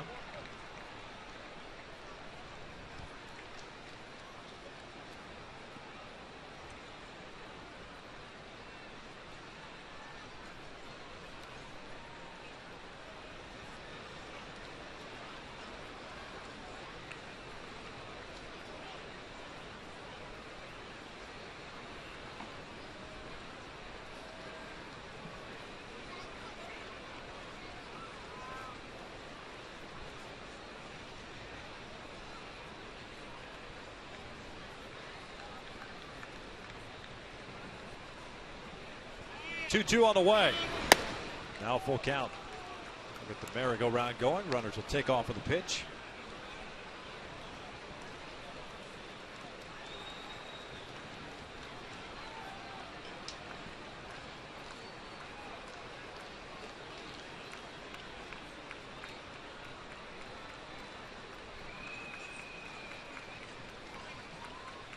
There's the payoff. This was popped up on the third base side and will land in the seats behind the dugout.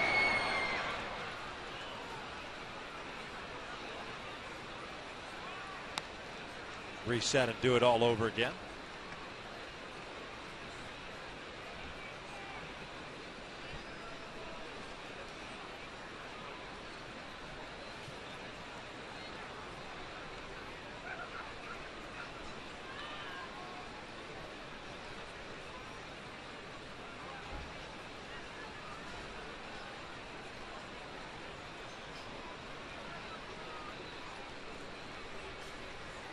Runners again will take off with the pitch. 2 outs, 3-2. Foul back. Pretty good battle here between Kahn and Doman. 96-mile-an-hour fastball fouled back by Doman. Mentioned batting average wise, Doman better for the right side, but the power has come from this side of the plate.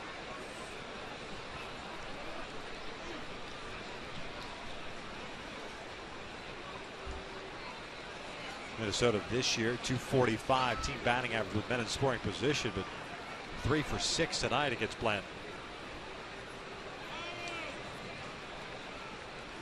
Trevor Plouffe on deck. Doma's the 8th man to bat in this inning.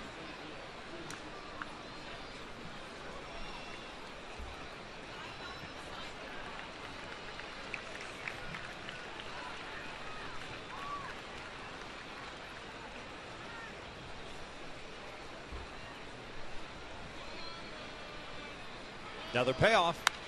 Another foul ball. Domit's not having a 2-strike approach. He's looking to try to do some serious damage on the fastball.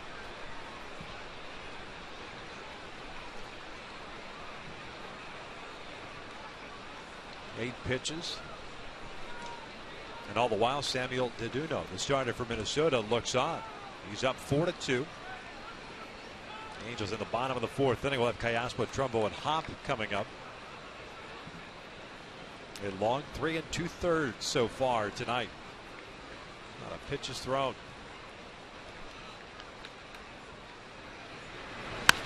This one will stay in play. Callaspo backs up on it. Ibar cuts across. It's Alberto Callaspo with the call and the catch. The inning comes to an end, but Minnesota regains the lead. They scored twice as we head to the bottom of the 4th, and they lead at 4-2.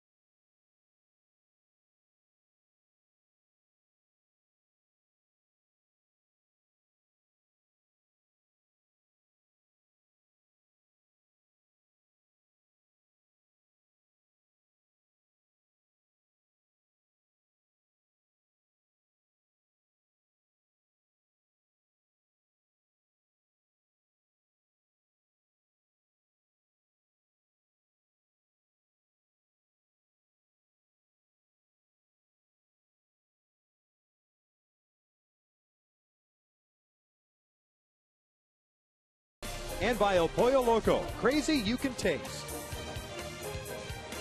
Bottom of the 4th inning, the Angels down 4-2. 2 hits tonight against Deduno. Double by Eric Ibar and a RBI single by Mike Trout, both occurring in the 3rd inning. We'll see if his command goes away from him. He had to sit for a while as that top of the 4th inning played out. Already 3 walks in the game for him. First one is inside. 1 ball, no strikes on Alberto Callaspo. Hit a fly ball to center field that ended the 1st inning. He'll be followed by Mark Trumbo and then Brad Hop.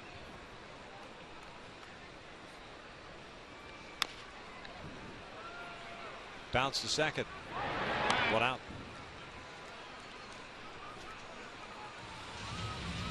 Folks, one of the most affordable ways to see the Angels is with the Family Fun Pack. This pack includes 4 tickets, 4 hot dogs, and 4 sodas for only $44. 44 bucks. Fun packs available for select games while supplies last. Purchase your tickets by visiting the Angel Stadium ticket office or by logging on at angels.com/funpack.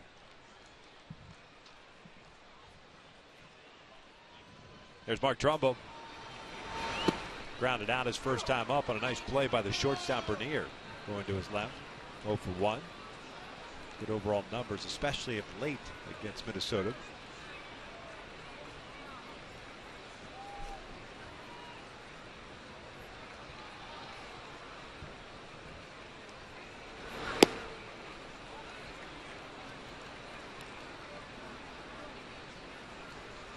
Joe Bland, by the way, 3 2/3 tonight, 9 hits, including a home run, 4 strikeouts, 2 walks. 1 was intentional. 4 runs that he allowed in 3 2/3, all earned. To 90 pitches this evening. It's up and in, 2 balls and a strike.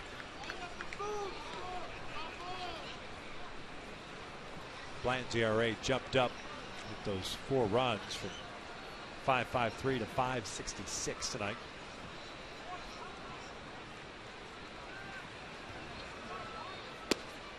Three and one.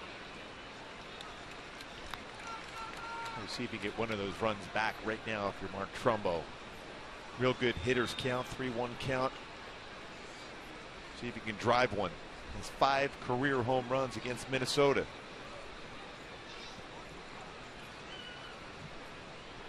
Three one pitch. This is line to left center field. A base hit. Hicks over to try to cut it off. Does so on the backhand. Trumbo started to go. Now is caught between first and second to throw back, and he gets back in there in time. Good decision not to go on Hicks. 9 outfield assists for Aaron Hicks. Great accurate throwing arm in center field. That ball was scorched by Trumbo.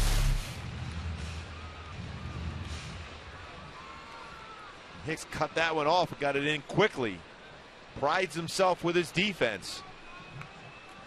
Fortunately enough, Trumbo was able to get back in before Morneau applied the tag.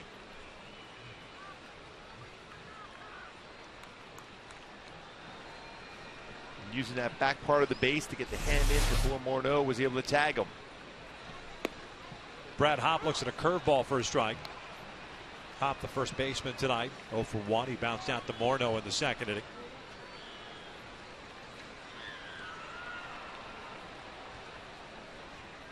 First start since July the 7th, and that start was his first as an Angel, and it was in left field at Fenway Park.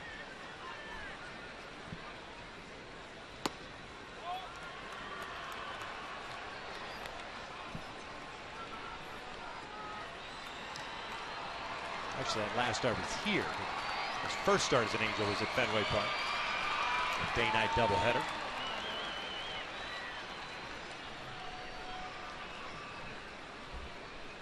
Trumbo at first. That base hit that he picked up, 3rd hit that the Halos have gotten tonight.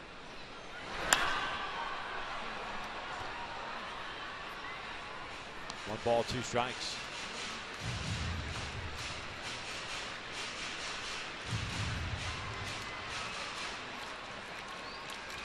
Good sign in this game so far for Trumbo, even though the 1 out he made.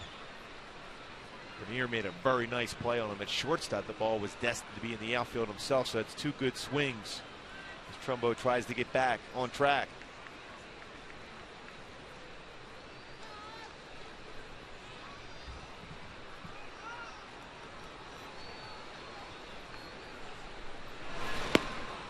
Two outs.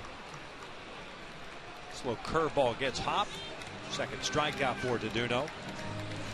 And then Conger will come to the plate.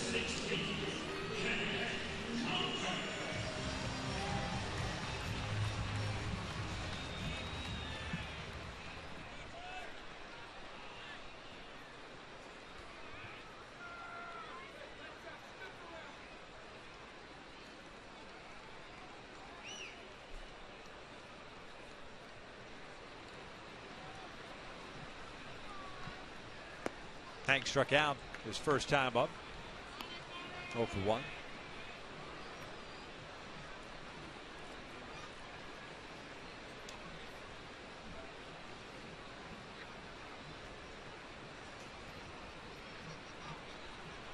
Two strikeouts, 3 walks for Deduno. 3 hits allowed. Here's the 1-0. Upstairs. 2 balls and no strikes.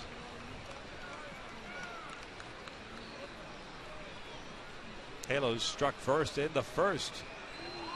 Sac fly by Howie Kendrick. Brought home J.B. Shuck. He led off the first with a walk. Minnesota struck right back with 2 in the second. Halos tied it in the third, and Minnesota struck for 2 in the fourth. That's where we stand right now. 2-0 pitch. Up and away. 3 balls and no strikes.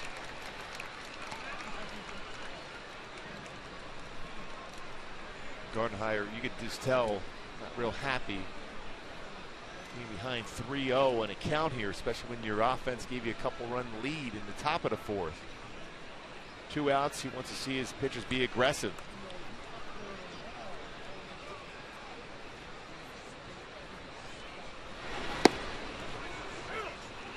Get it over fastball. 3-1. I think Hank would like to see that exact pitch now.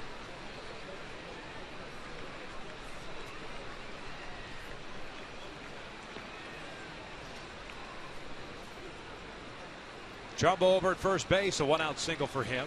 Morneau holding him on. So hole on the right side of the infield. Full count.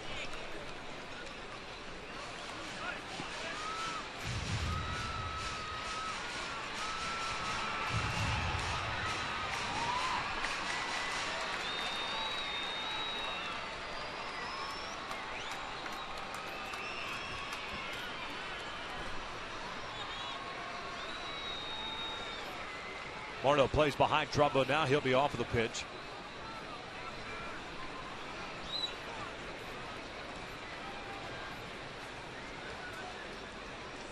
And here's the payoff. Hank takes the walk. Fourth issued by Donuno. That'll put 2 on with 2 out here. And Eric Aybar coming up. Anderson going to go out to talk with Donuno right now. 63 pitches thrown, 33 in the strike zone, 30 out of the zone. Eric Aybar, one of the most consistent hitters for the Angels with runners in scoring position. 329 batting average.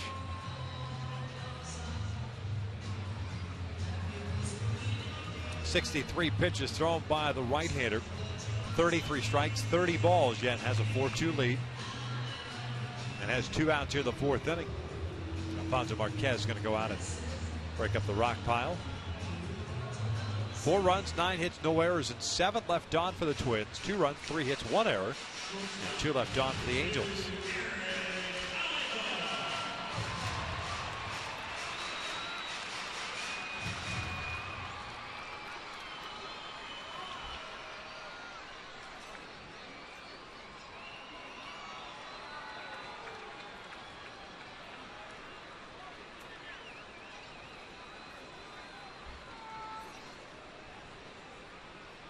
Aybar doubled his last time up.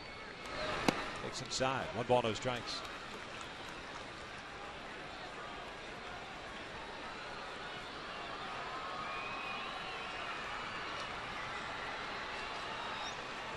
Double for Eric in that 3rd inning, his 14th of the year.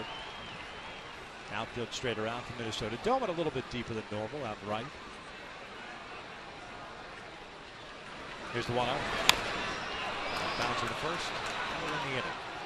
So the Halos get a couple of men on and leave them stranded. We played 4, and it is 4-2 Minnesota.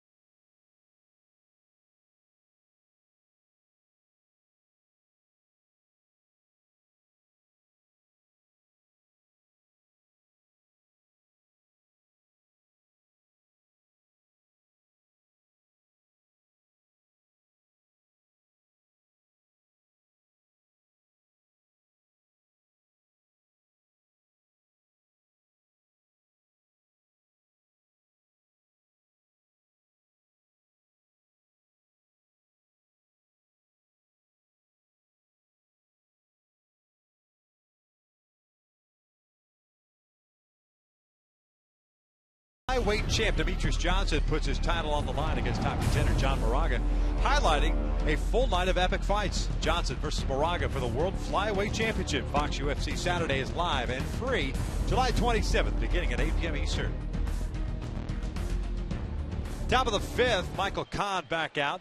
He got that last out. It took him a couple of pitches, 9 to be exact, to retire Ryan Doman with the bases loaded, but he got that third out to keep it a 4-2 deficit for the Halos. And here in the fifth, Kahn will face Plouffe, Colabello, and Thomas.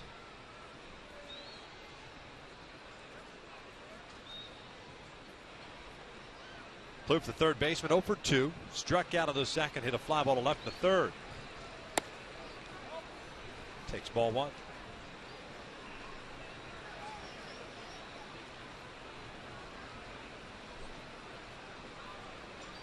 Shortstop coming up through high school when he was drafted in the first round. Skies this one behind the plate, now to play. Teammate of Matt Socha at Crespi High School. Socha's son.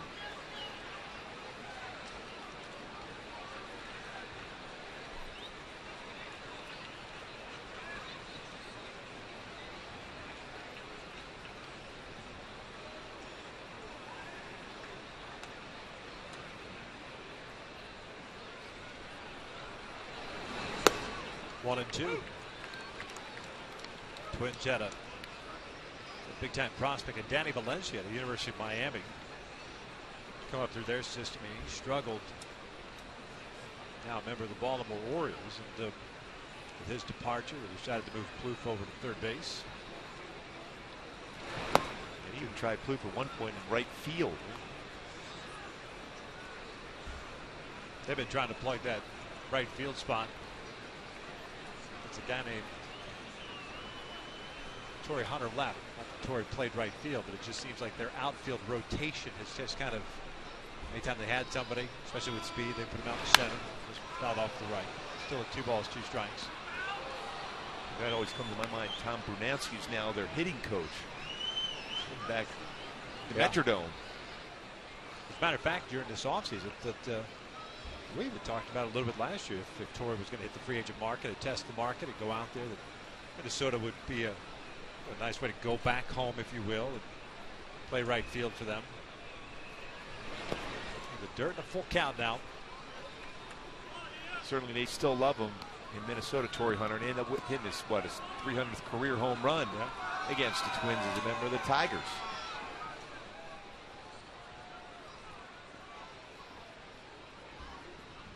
Full count here. Leadoff man Trevor Plouffe to start this 5th inning.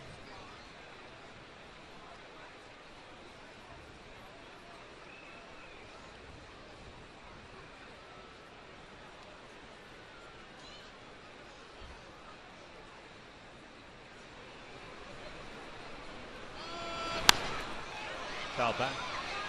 Oh, it's Souvenir City tonight.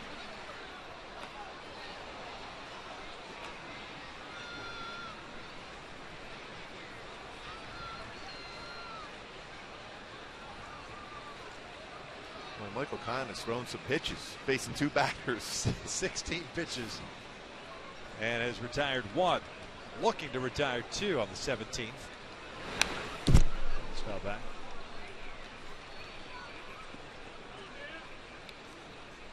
Certainly does not look like a Minnesota Twins team that came in batting .243 as a team. Second worst batting average in the American League. They've been very aggressive. 9 hits so far. Playing better baseball of late.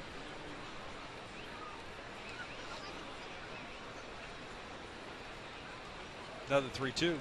This is out to straightaway center field. Hit well. Mike Trout giving chase. Still going back. And he will make the catch a couple of steps shy of the wall for the first out. Way off the bat, I thought that had a chance getting out.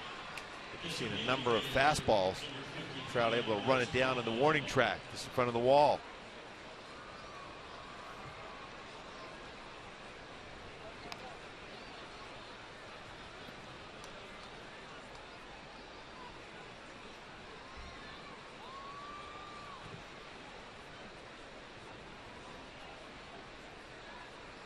There's Colabello, the DH. 0 for 2. Fielder's choice. And reached on and scored in the second. Saw one pitch and lead off the fourth and grounded out. Looks at a strike.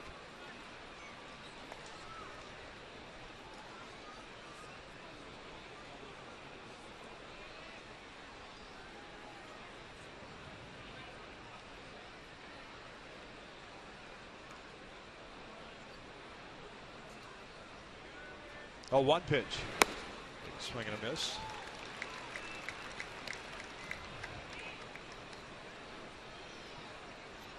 Oh, and 2. Mentioned Colabello playing in independent ball. He's playing in the Can-Am League for Worcester. I like how you say it. I practiced. Putting up good numbers at AAA for these guys. 0-2. Swing and a miss. Down he goes on 3 pitches. 2 down. And now it's time for AT&T Uverse Rewind. Lee Thomas had a big game so far, an RBI double in the second, and then in the fourth inning with 1 out. It's a fastball down against Blanton, hits out the right center field for his 4th home run. 2 RBIs in the game for Clee Thomas.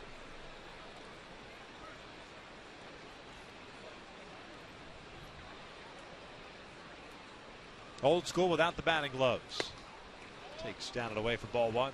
Former Tiger. Yeah.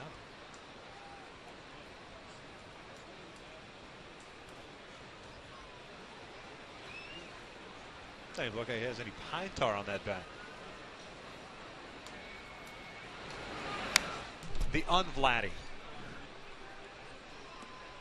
Not easy to be able to get that good grip at that point, especially dealing with some off-speed pitches where sometimes you'll let that top hand off the bat. More like tape or something at the bottom of the bat. A 2-1 count.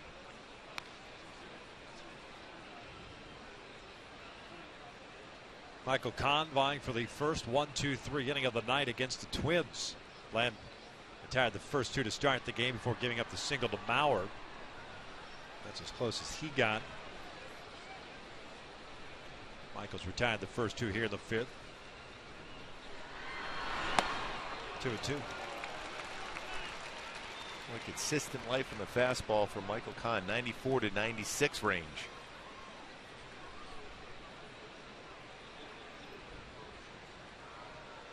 Oakland ended up winning tonight against Houston 4-3.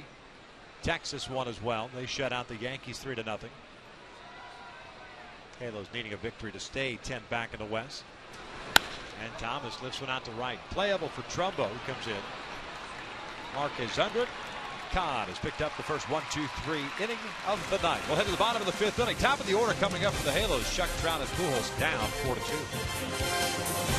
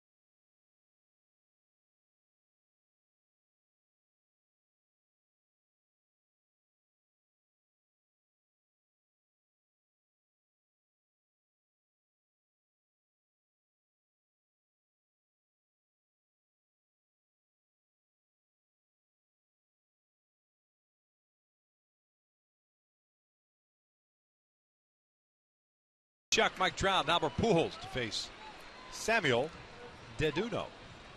2 strikeouts, 4 walks, and 3 hits allowed. Shuck had one of those walks in the first, came around to score, and he grounded out in the 3rd inning, so he's 0 for 1. Takes inside, ball 1. 66th pitch of the night. 34 have been strikes tonight. In the right-hander. And 32 out of the strike zone for him. So inconsistent throughout the game, yet leading 4-2. Yeah, the Angels have not been able to capitalize.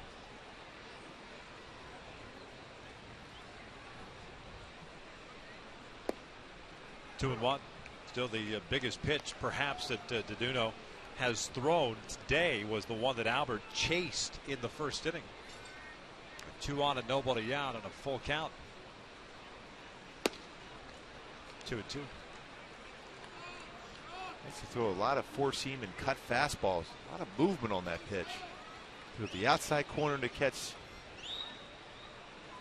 the first strike. You get 2-1 and then the same thing down and in.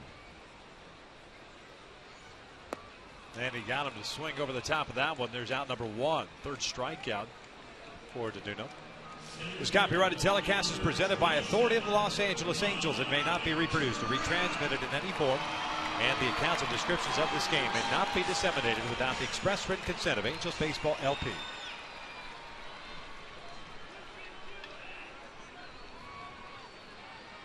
One out, nobody on for Mike Trout. Been on board twice with a walk and an RBI single.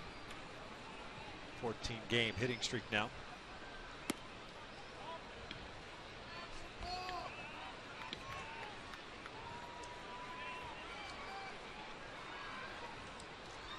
RBI for Trout in the 3rd inning, his 61st. Looks at a strike.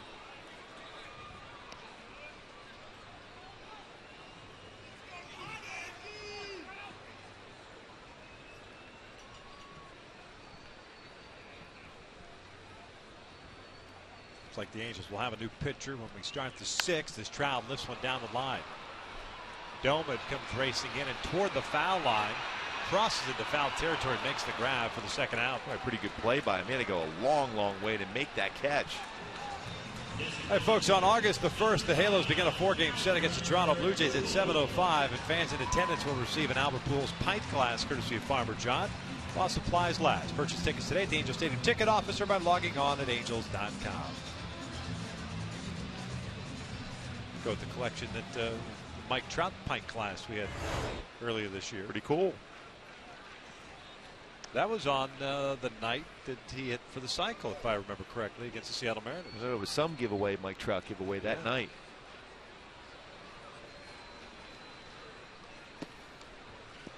Pujols looks at a strike on a curveball. Kevin Jepson, he'll be coming on in the 6th inning. Minnesota will have 9-1-2 due up then. Albert grounds it toward the hole. Bernier's got it.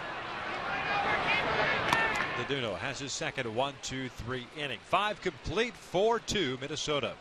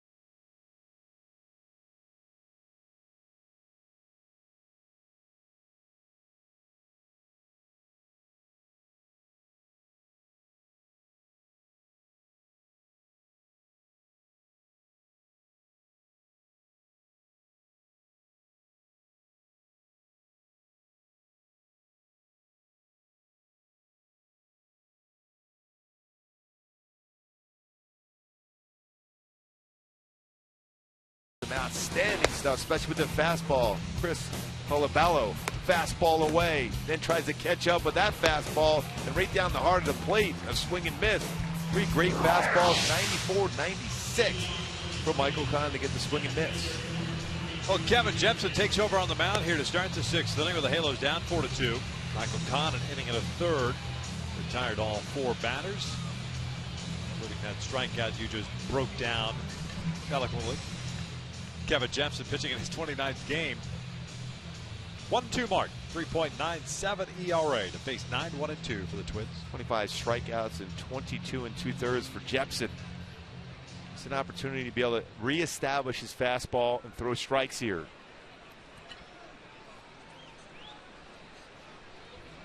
Aaron Hicks going to lead things off. 2 for 2 with a double, a single, an RBI. Stolen base was thrown out in the 4th inning. Tried to score from second on the single. Brian Dozier. Nice play by J.B. Shuck as well as Hank Conger with the short hop out of the dirt and apply the tag.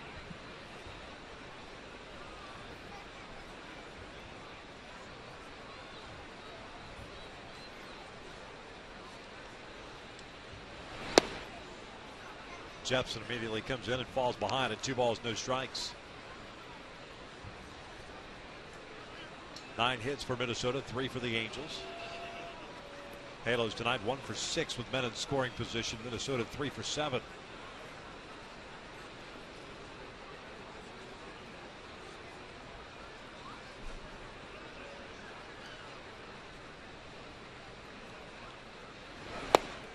Two and 1.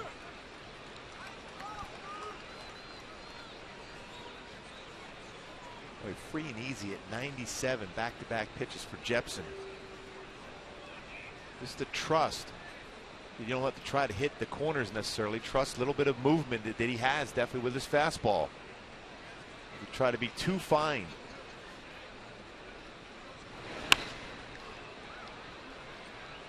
Two and 2.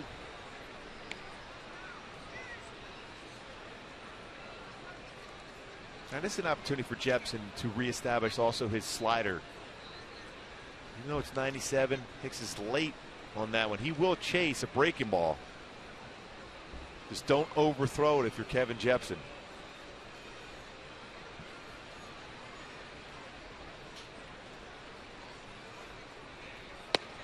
Looked like he went around, and he did. Alfonso Marquez rings him up, and there's the first out.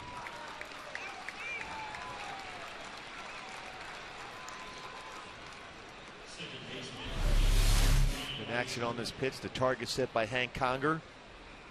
Goes down, down and in. Chase that pitch out of the strike zone. Alfonso Marquez rings him up.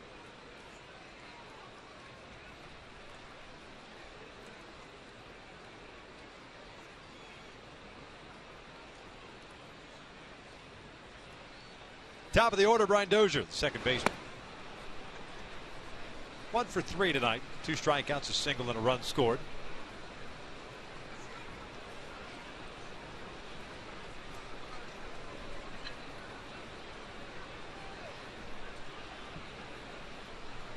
Cayasua plays just about even with the bag over at third base. There's a showing bunt. Takes down low. 2-0. It's a big issue for Kevin Jepson this year is the fact that seems like he gets behind in the count early.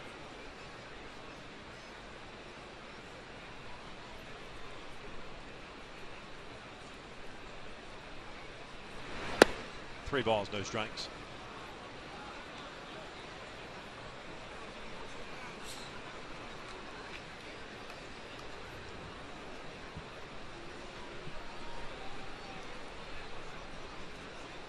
Bernier, the shortstop, is on deck.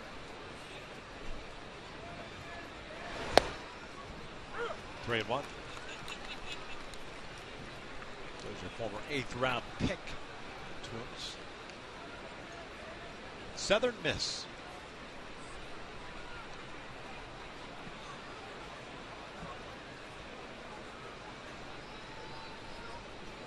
Three 3-1 from Jepson. Full count. Mike Scioscia having to piece the rest of this ball game together with starter Joe Blanton lasting just 3 2/3. The bullpen has to get work in. You mentioned the fact earlier that 20 consecutive games played, so the bullpen is going to be taxed. Brad Hopp drifting into foul territory, reaches over the railing and comes up just short. It's a foul ball. And Garrett Richards pitched 2 innings last night. Jerome Williams pitched to 2 batters in the 6th inning yesterday. Weaver and C.J. Wilson both were outstanding in their 2 starts against Oakland, giving up no runs in a combined 15 innings. C.J. was outstanding in 8 1/3. Weaver very good himself in 6 2/3 shutout ball against Oakland. 3-2 down the left field line. It is hooking foul. Dozier pretty quick with his hands to tuck those hands in and drive that hard fastball from Jepson. Almost kept it fair. But as you were saying about Kevin having to start to develop that slider, everything that he throws is firm. So you're not really giving hitters something else to look at. The other thing too that he struggles with, doesn't change eye level a whole lot. It's usually very firm, whether it's fastball, slider, or it's usually down low. Yeah, it's at the knees or at the thighs. It would be the highest he'll go at any point. But he does have a good, very good swing and miss slider that he's kind of gone away from. More cut fastball than slider now. Another 3-2. Defensive swing of the fastball away. And the reality is, as a pitcher, if you're throwing 97, 98, there shouldn't be a whole lot of contact made against you, quite honestly. So the ability for Jepson to reestablish his breakable is going to be so important as he becomes that part of the bullpen in which Mike Scioscia really wants to be. Early in the season, he was in that 8th inning role. 13 pitches thrown by Kevin so far. 1 out here in the 6th. Another 3-2. And that's a foul ball. Checked his swing. Hit his bat.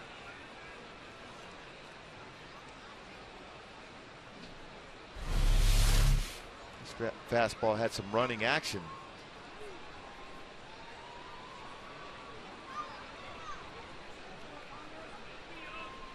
Just off the end of the bat.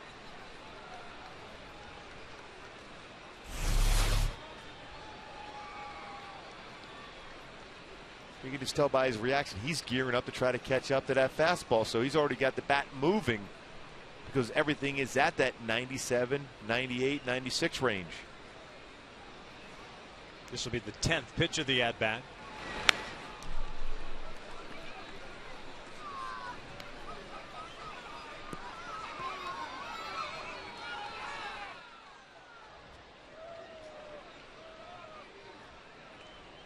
Minnesota with 2 in the 2nd, 2 in the 4th. The Angels with solo runs in the 1st and 3rd. So we stand now 4-2 Twins.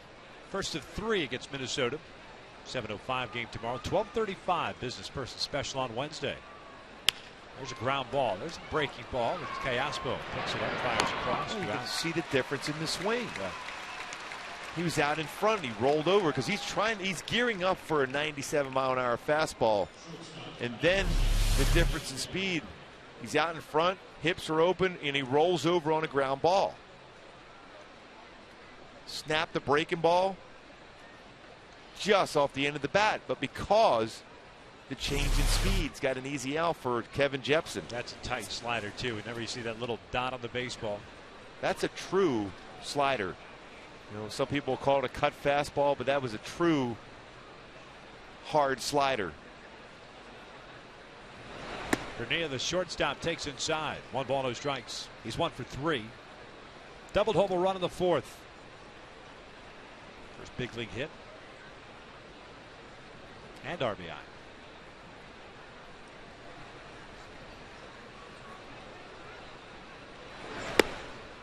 Product of Oral Roberts University. Grew up in California, went to Oral Roberts. She did very brief time in the big leagues. That was with the Colorado Rockies. 2 games, 4 at-bats in 2008. Persevered to make it finally up to the big leagues and get his first big league hit. 33 years of age. Played last year all season long at AAA Rochester. Hit .295 last year. The Twins AAA franchise. He played over 1,000 games in the minors.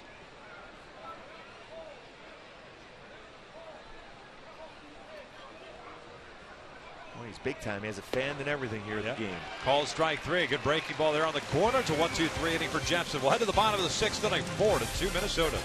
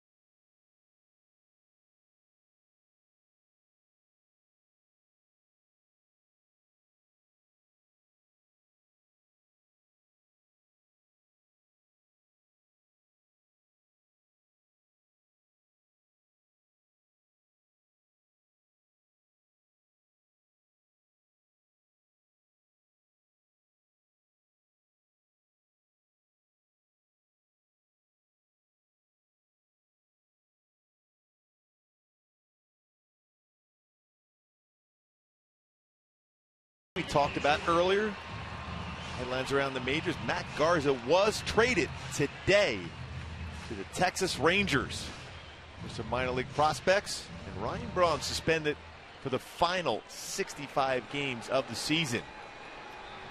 Remember the Milwaukee Brewers MVP just a couple of seasons ago, suspended for the rest of the season. Howie came to lead things off here in the 6th inning. You wonder if that's the first of many to come as far as suspensions are concerned. Howie's 0 for 1. Sac fly in the 1st inning, a double play ball in the 3rd. This bounce so short, backhanded by Bernier. 1 out. 5 in a row retired by DeDuno since the walk to Conger put 2 men on and 2 out in the 4th. Bernier's shown a pretty good glove at shortstop. Strong throwing arm. Not an easy play on the backhand, yet across the diamond.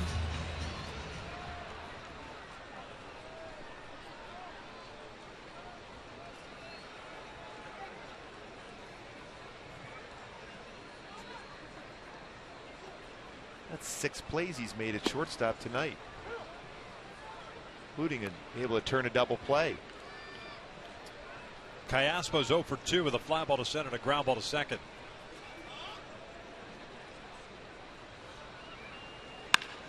This would ground to second base. 2 outs.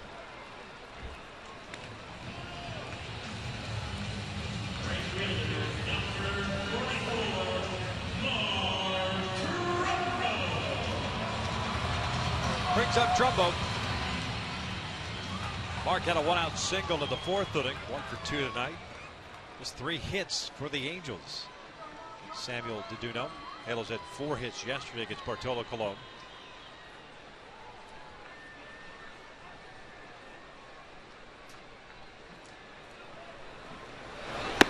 Up and in.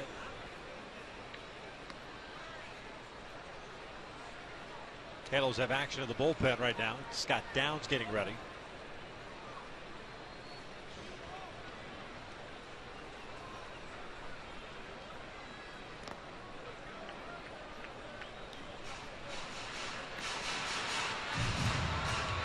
step. Yet Mauer, Morneau, and Doman coming up. 7th inning.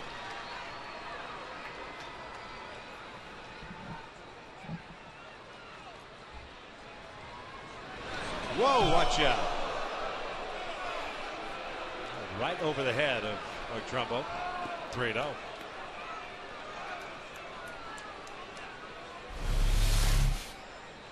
Mauer setting up away. And right over the head of Trumbo.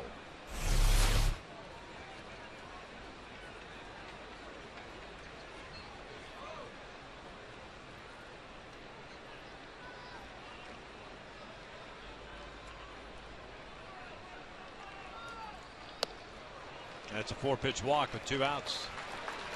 It's the 5th walk that DeDuno has allowed today. We'll bring up Brad Hop. Hop's 0 for 2 with a ground out and a strikeout. Well, we talked about that in the pregame show about DeDuno, very wild at times, but you have to take advantage of those mistakes out of the strike zone. 5 walks allowed. Only 1 has scored so far.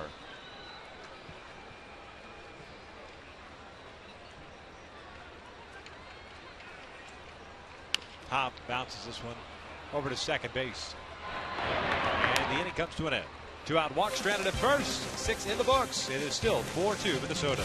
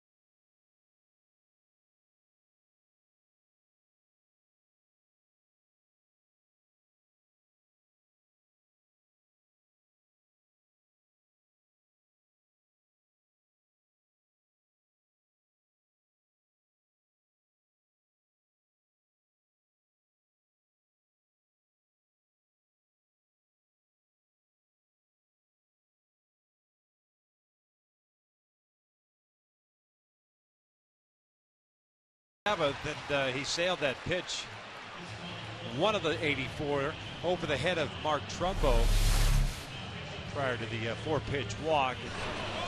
Just so that there's nothing intentional about that, DeDuno letting Trumbo know that kind of slipped out of his hand. Well, even though as a hitter, you know, anything that's up around your head, you're always angry about, but the reality is DeDuno has thrown a number of pitches out of the strike zone, 5 walks. He certainly wasn't trying to make a statement there, throwing that ball over the head of Mark Trumbo, and he realized it and showed some class by doing that and letting Trumbo know it was a mistake. Tried to throw an indoor cut fastball, but it got away from him. Well, here in the top of the 7th inning with the Halos down 4-2, Scott Downs comes on in relief of Kevin Jemison with a couple of lefties coming up and a switch hitter. Scott Downs makes his entrance here to face Joe Mauer. Downs this year 2-2 mark, a 1.32 ERA, pitching in his 41st game. 27 1/3 innings, 22 hits, 21 strikeouts, 10 walks.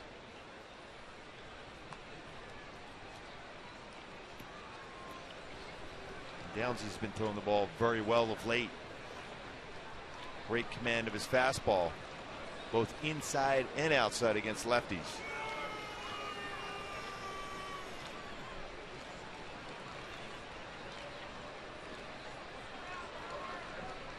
Mauer tonight's been on board 3 times, 2 singles and an intentional walk. As he looks at a strike.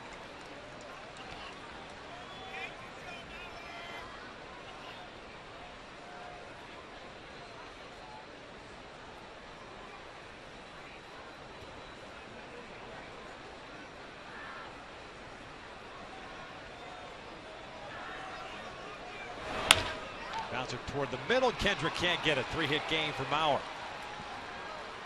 Just continues to be a hit machine against the Halos this year. 11 for 13 this season. Even though behind in the count, first pitch was a strike as usual, takes this fastball that was up. Base hit by Howie at second base. Leadoff man on for Justin Morneau, the first baseman. He's popped out, reached on an error, and walked. Puts him at 0 for 2 tonight. Minnesota now with 10 hits on the night.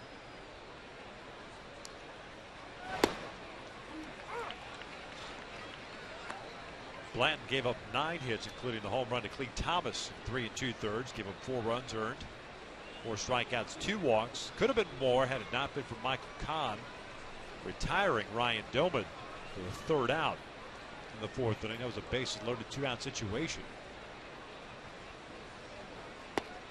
1-1. Kahn an inning in the 3rd, scoreless baseball. Jepson 1 inning and now Downs, pardon me, here in the 7th. Morneau is 2 for 14 against Scott Downs.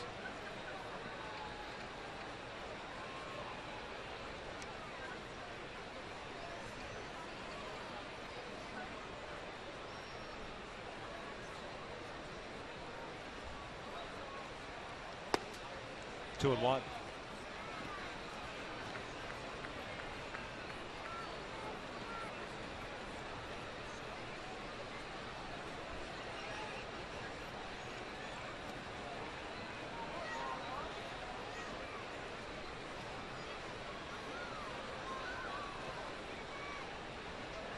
Howard standing at first base with a leadoff single.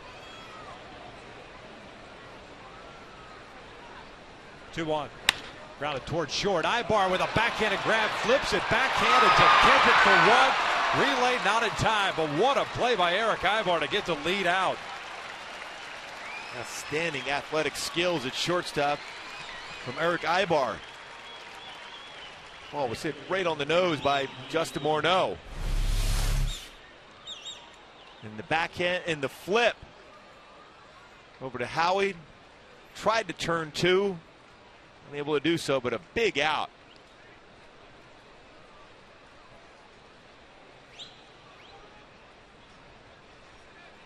It's an unbelievable athletic play by Eric Ibar.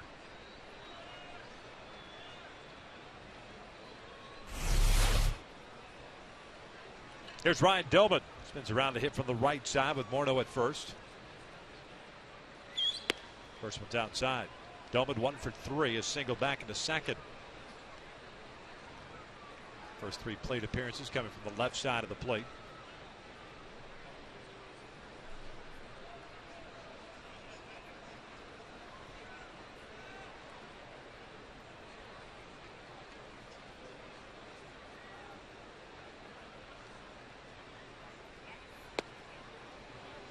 Two and 0.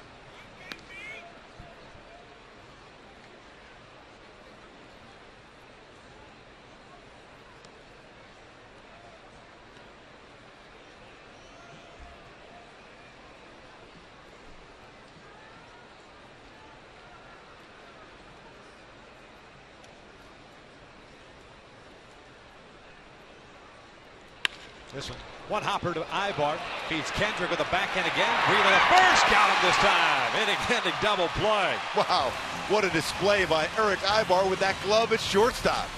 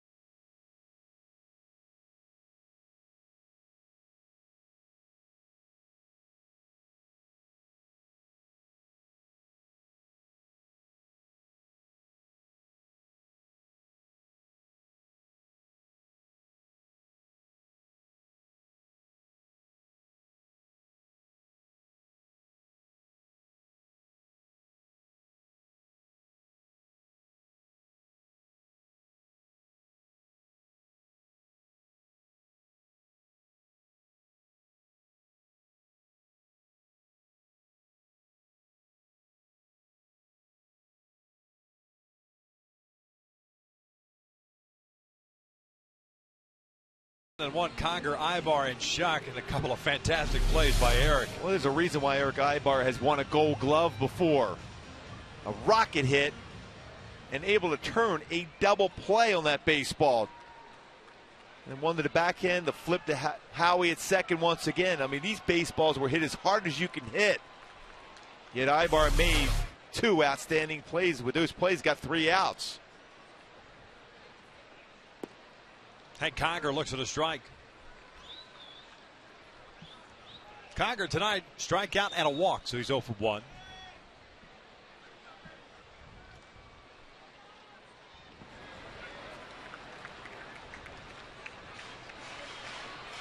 Samuel Deduno has been, dare I say, effectively wild. 5 walks tonight, 3 hits.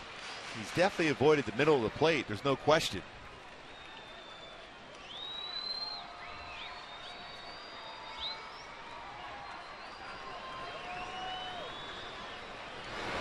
Two balls and a strike.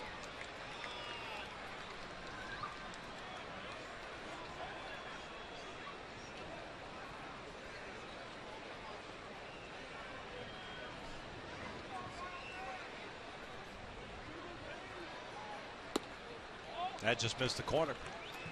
3 balls and a strike. 88 pitches now, and it looks like there's some movement in the Twins bullpen for the first time tonight. 88 pitches, only 47 in the strike zone. 3-1 on the way. Hank tops it foul. Full count.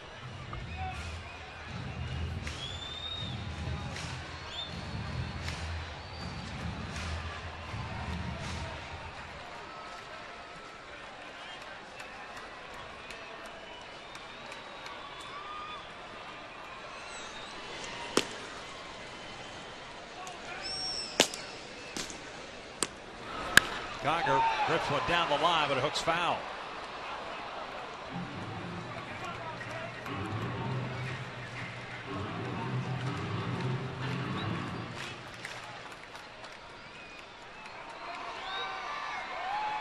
Guys warming up. Jared Burton, Caleb Thielbar.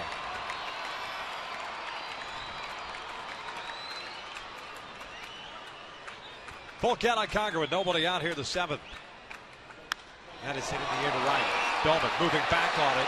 Stepping onto the warning track. He's at the wall. Leaps up. It's off the top of the fence. Conger heading to second. He'll route it and try to get to third. And he is in there with a leadoff triple. That ball had some unusual carry, especially for this time of night. Dolman was cruising back. Thought he was going to make the play. Almost more of a top hand swing from Conger. See by his reaction when he's talking to Hicks in center field, he thought he had that baseball tracked, and it kept drifting. High part of the wall at the 365 sign.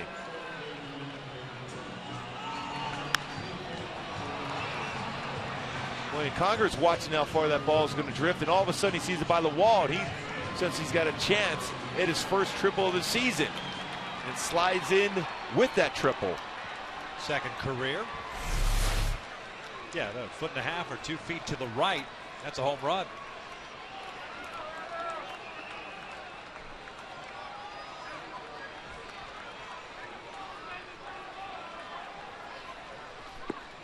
Ibar looks at a strike.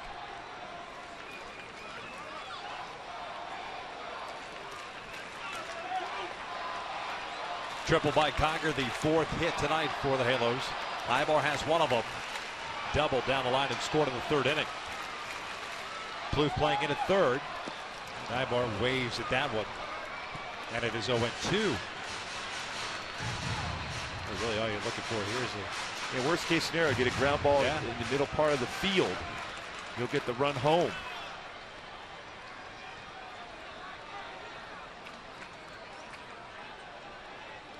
Morneau playing back at first base. Leadoff man J.B. Shuck is on deck. Ibar fouled that one at the plate, just got a piece of it. Boy, Eric really swinging wildly on that breaking pitch. He's been avoiding swinging that pitch down the dirt, down and in.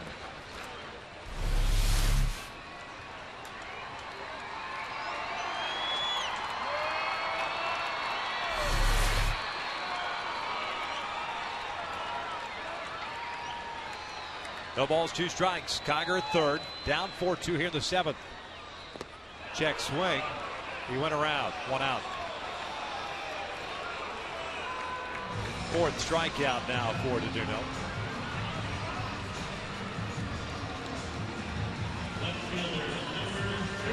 Certainly looked like Eric crossed the plate. And he definitely went after that pitch in the dirt. It looked like he was comfortable at all the entire at bat.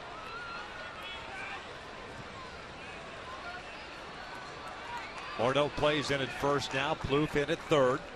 Halos now 1 for 7 tonight with men in scoring position. Outside. 1 ball, no strikes. JB is 0 for 2. Walked and scored in the first. Grounded to short in the 3rd inning. Struck out in the 5th.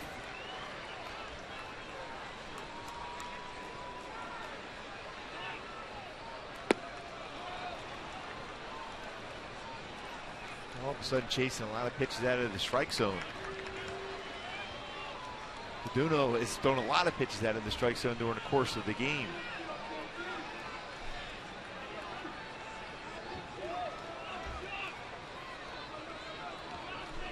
.97 pitches for the young right-hander. The 1-1 on the corner, 1-2. All of a sudden he's going to the curveball in this inning. They've thrown a lot of fastballs, a lot of movement on this fastball, but now more so better feel for his breaking ball.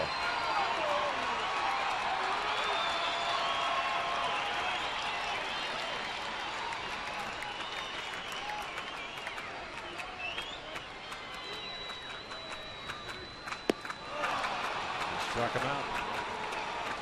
Back-to-back strikeouts. Both Ibar and Shuck chasing pitches out of the strike zone.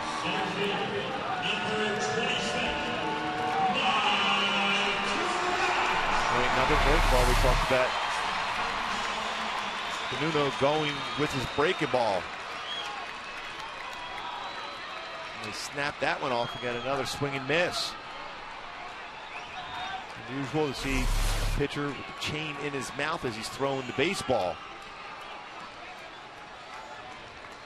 So that leadoff triple still standing at third. Trout looks at a fastball for a strike. Mike 1 for 2. A walk, an RBI single, and a fly ball to right. 100 pitches now in the night.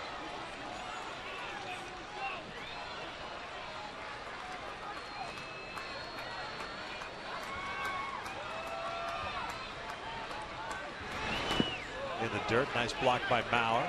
Did not go. It's 1 ball, 1 strike. All of a sudden he's had a real good feel for his breaking ball in this inning. By Mauer to be able to block that breaking ball in the dirt. Well, you feel confident, that's for sure. After giving up a leadoff triple, then you end up striking the next 2 guys out. Especially when your catcher's blocking pitches in the dirt.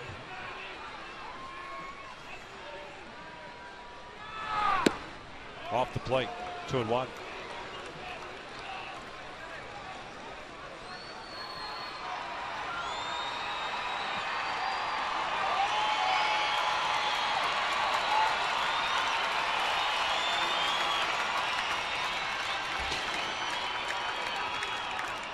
Two-one pitch. Foul back. Boy, he had a hanging breaking ball there. And a good swing at it also.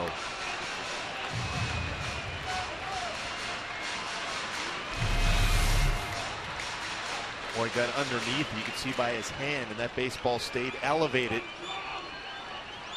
Trout had a pretty good swing at it. 2-2 with Albert on deck. 2 outs. Down 4-2 here in the 7th.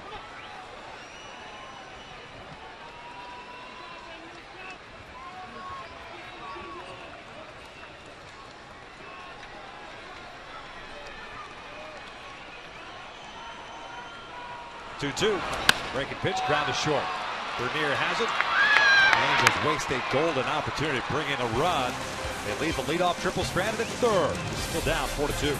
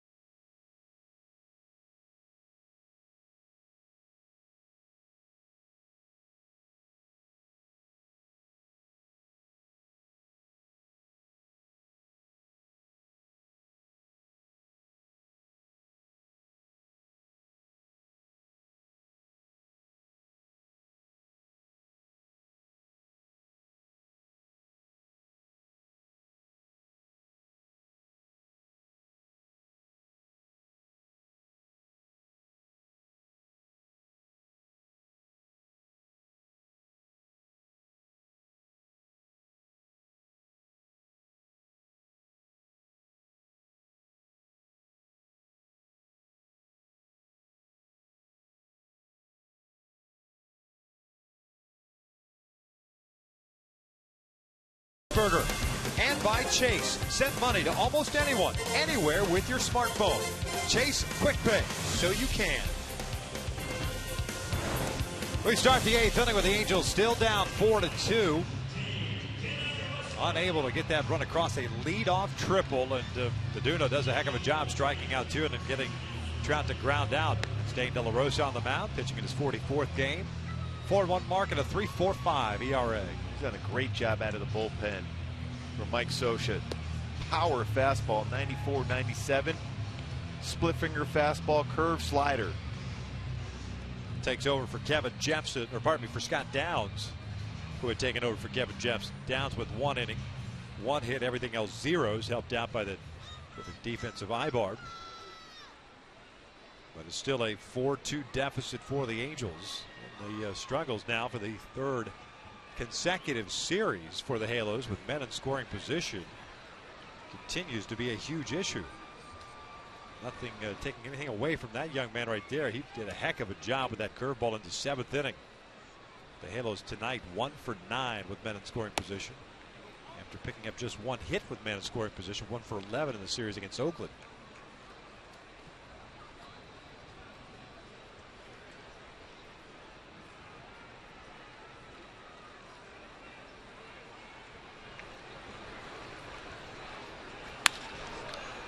This is lined into center field.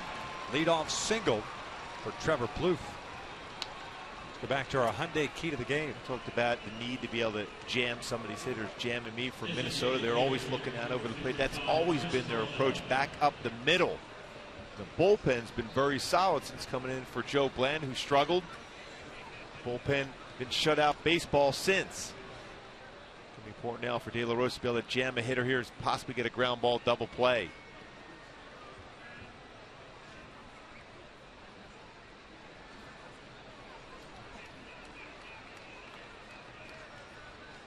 Colabello, the DH. 0 for 3. Struck out his last time up.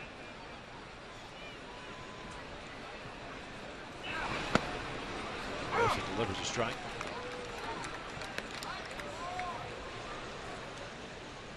Casey Fiend getting ready.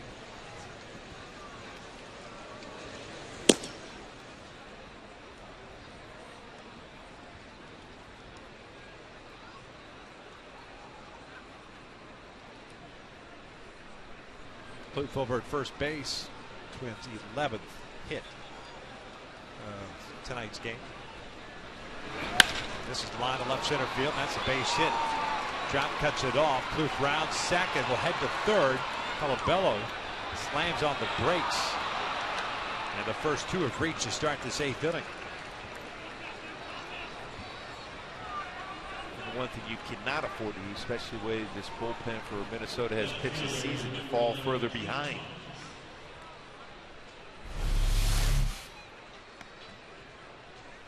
Colabello gets the fastball, inner half.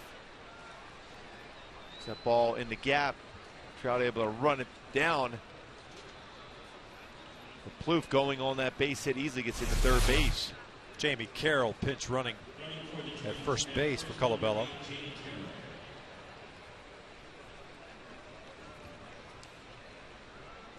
Nobody out. Now Clay Thomas will step in. I misspoke as far as the numbers with a scoring position for the Angels. 1 for 16 against Oakland, 1 for 9 tonight.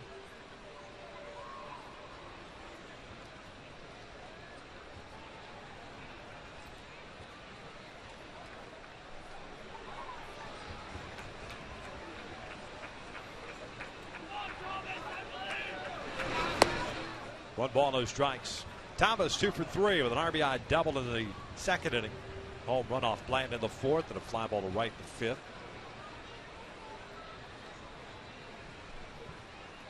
De La Rosa pitched last on Friday against Oakland. 1 inning now and gave up a hit.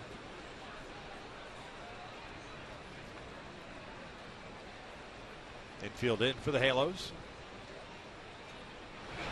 Thomas fouls it off. 1 ball, 1 strike.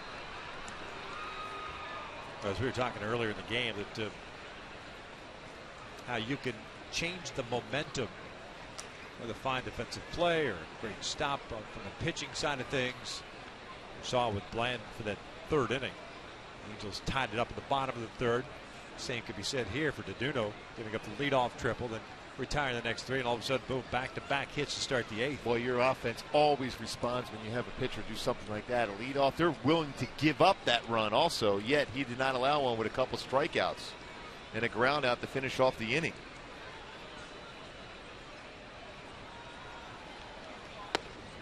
Good off-speed pitch, 1-2.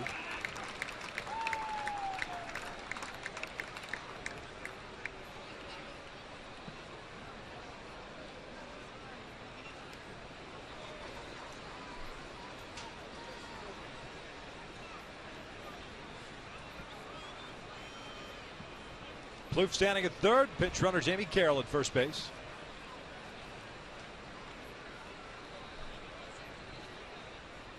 There's the 1-2. Swing and a miss. Down he goes. One out. A big strikeout by De La Rosa.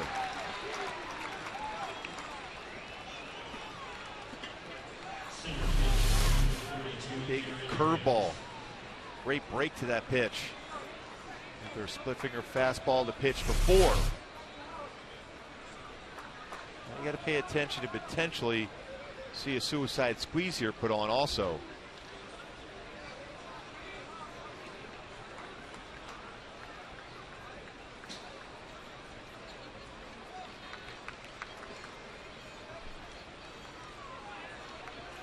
Hicks 2 for 3, the center fielder. Double, a single, and RBI.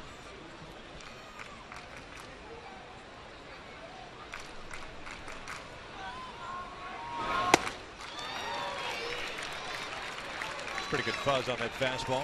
And 96. Coach Tom Bernansky basically telling him to shorten up his swing. Hicks trying to hit that ball out of the ballpark. He wants him to make contact with that good speed. Very difficult to be able to turn a double play.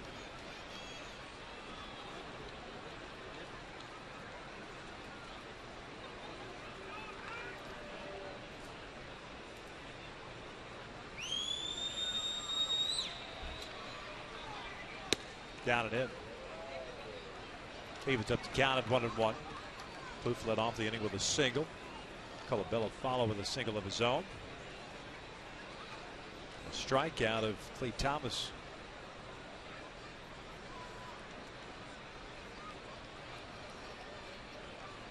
Fiend still warming up the pen. Looks like he'll be coming on in the 8th inning. The Angels will have Pujols, Kendrick, Callaspo due up. Remember, no Josh Hamilton tonight in the starting lineup. Sore right ankle. Here's the 1-1. Hicks takes a strike. 1-2 now. After the last out, just live post game. Presented by your SoCal Mazda dealers. Tim Sam will join me downstairs. Hoping to talk about a comeback. Yeah.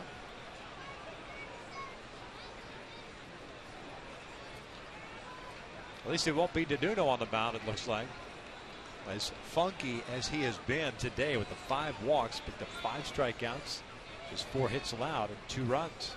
A lot of movement on his fastball. Never seemed to have a fastball anywhere near the middle of the plate. 1-2 to Hicks. Swing and a miss. Down he goes. 2 down. Back-to-back strikeouts for De La Rosa. I've said it a number of times, you got to stay focused here. You get 2 big outs.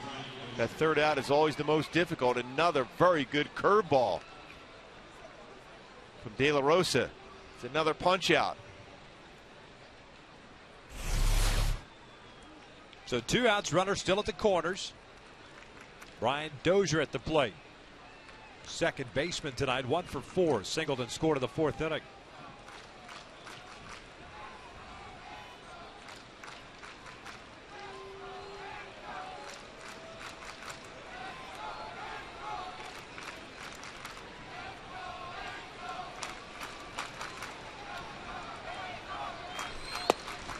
One ball, no strikes. 4 runs, 12 hits, no errors, and 7 left on for Minnesota. 2 runs, 4 hits, an error, and 6 left on for the Angels.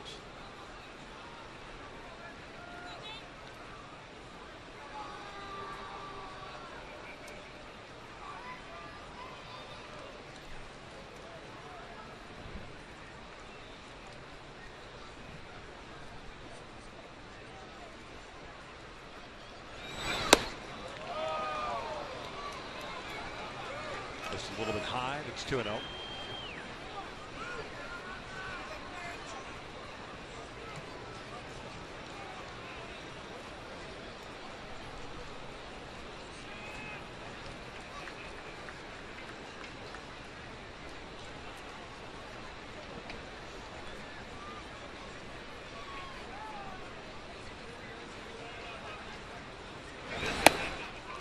now. Like I said, a lot of times when you make some quality pitches to think you have a chance to get through the inning, that focus goes away. A 3-0 count. The Dozier by De La Rosa after some quality pitches to get Thomas and Hicks to swing over top of his curveball.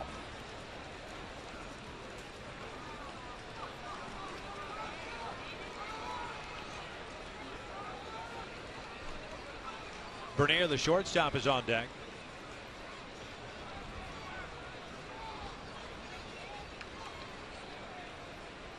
"15 pitches thrown by De La Rosa here in the 8th inning. 9 strikes, 6 balls.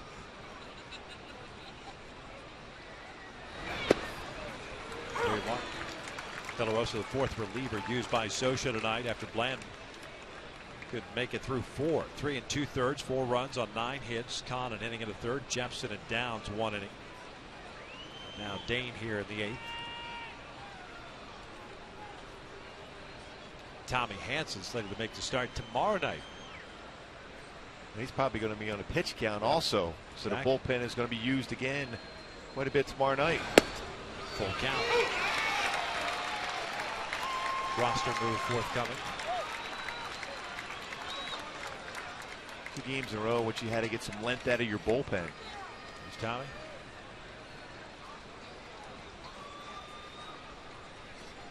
So you can get through 6, 7 innings in that 90, 95 pitch range for him.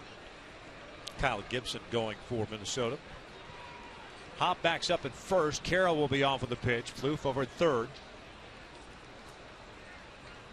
Now the 3-2. This was fouled back.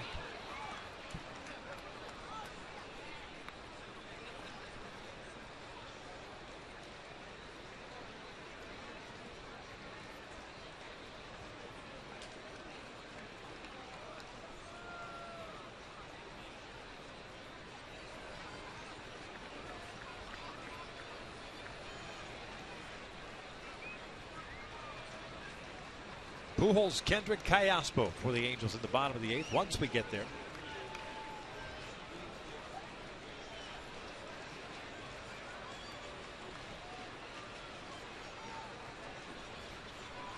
Dane's very deliberate out on the mound.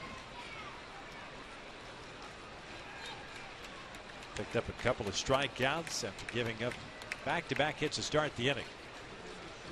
Another 3-2. Breaking pitch. Boy, that was a beautiful pitch. And it's called a ball. They're loaded up now for Bernier. See if this got the bottom part of the strike zone. Again, it's not where Conger catches the baseball, where it crosses the plate. And it did get the bottom part of the strike zone.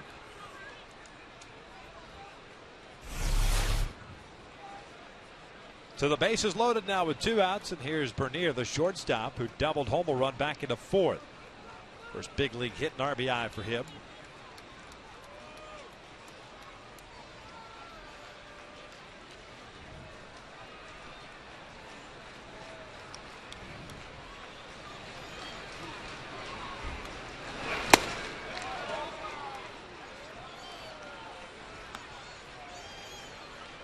th pitch of the inning for Dane.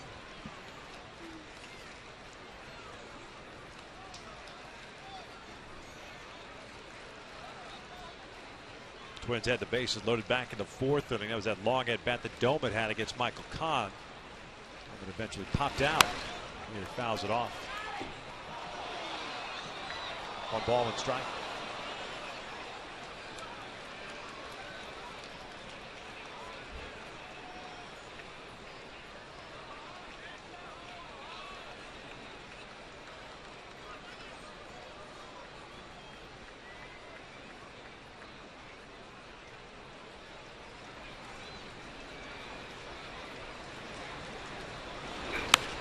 Jambin fouled off to the right. 1-2 now.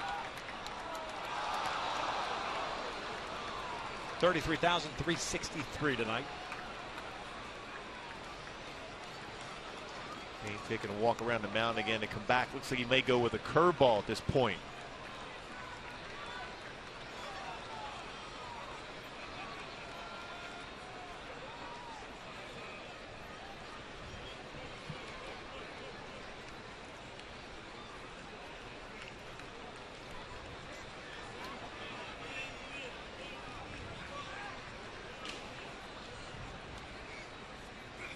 Down with a fastball. The inning comes to an end. We'll head to the bottom of the 8th.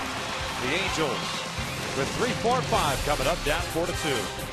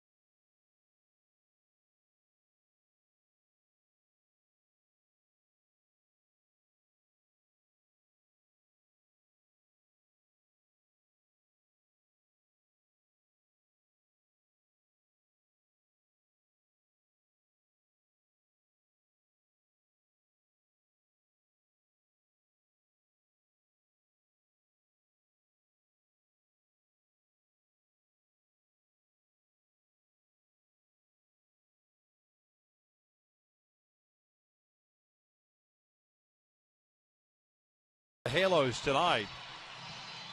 Mike Trout extended hitting streak back in the 3rd inning to 14 games. Eric Ibar had a double. Hank Conger, the big one, which was a triple leading off the 7th inning, but the Angels could not bring him home and cut the deficit to at least 1 as Deduno did a nice job at striking out 2 and then getting the ground down by Trout. Taking a look at Southern California product. Casey Fiend on in relief. 29-year-old makes his home in Buena Park at the Golden West College at Cal Poly SLO. 47th game, 2-2 mark at a 2.88 ERA.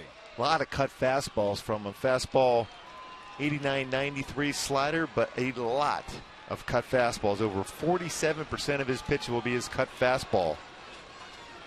Pujols, Kendrick, Callaspo for the Angels here in the 8th. Albert looks at the strike.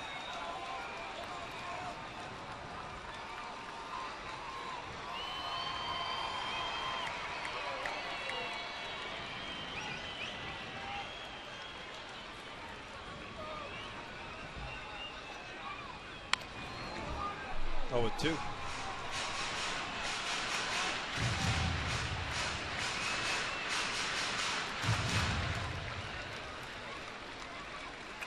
Albert tonight 0 for 2, a couple of ground balls to short. He's also walked.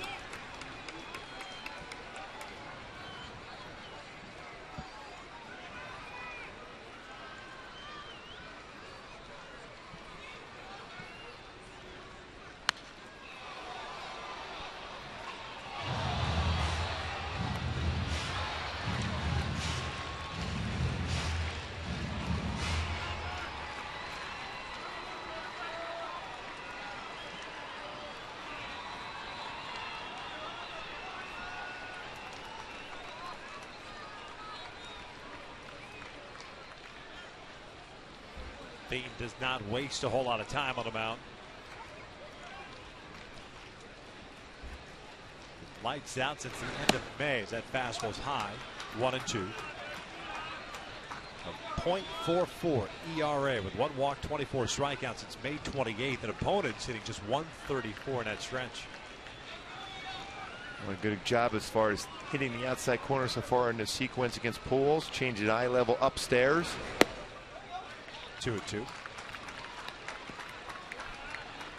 He's right on that pitching rubber immediately when he gets the baseball back.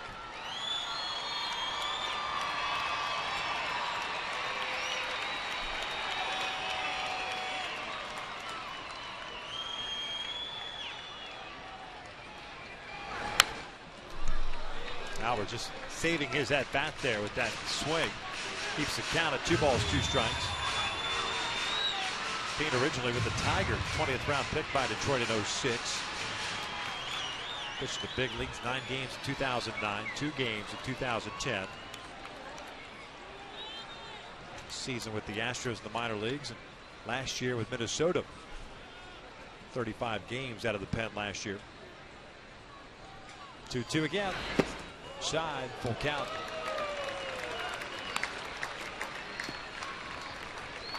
More than likely we'll see a cut fastball if he try to freeze Pujols with a fastball at 93 inside.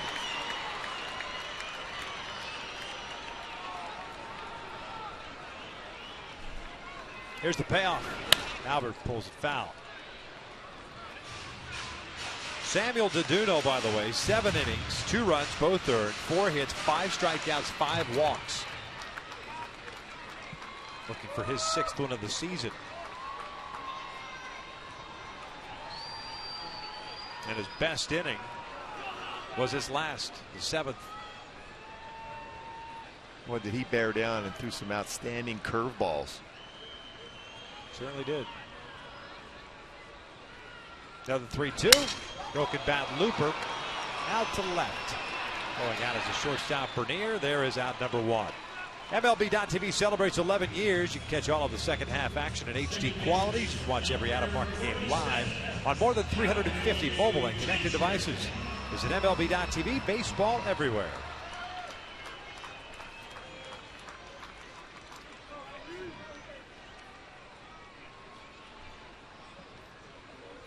Here's Howie with 1 out, nobody on. Missed inside. 1 ball, no strikes. Kendrick today 0 for 2. Sack fly back into first, picking up his 41st RBI. Double play ball in the 3rd. The ground out to short in the 6th.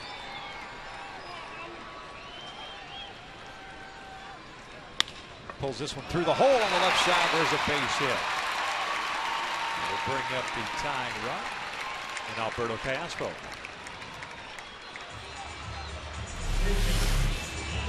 Look at this baseball by Plouffe at 3rd base. Base hit for Howie, bringing that potential tying run up. Callaspo, if he can jump on one of those cut fastballs inside.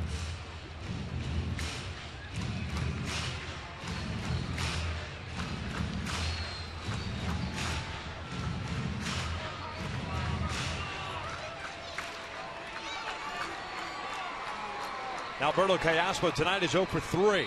Fly ball to center and a couple of ground outs to second base. Plouffe playing in over at 3rd. Trumbo is on deck.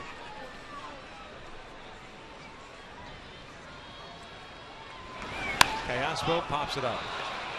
First pitch swinging. Dozier, the second baseman, puts it away. 2 outs.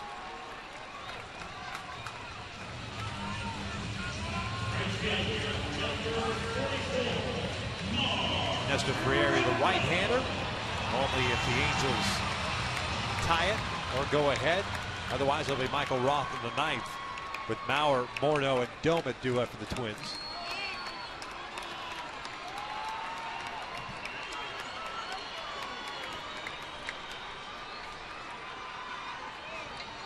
Trumbo 1 for 2. Ground out, a single and a walk. Had some good swings in the game so far, though. He has. Good throw to first. Kendrick back easily.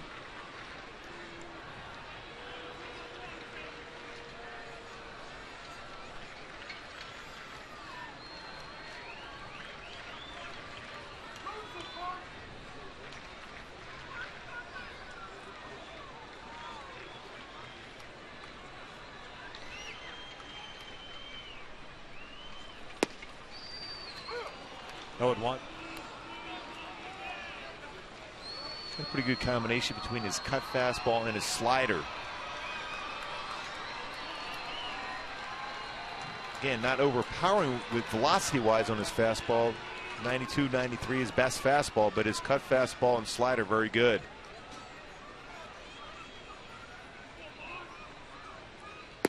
Down and away. 1 ball, 1 strike.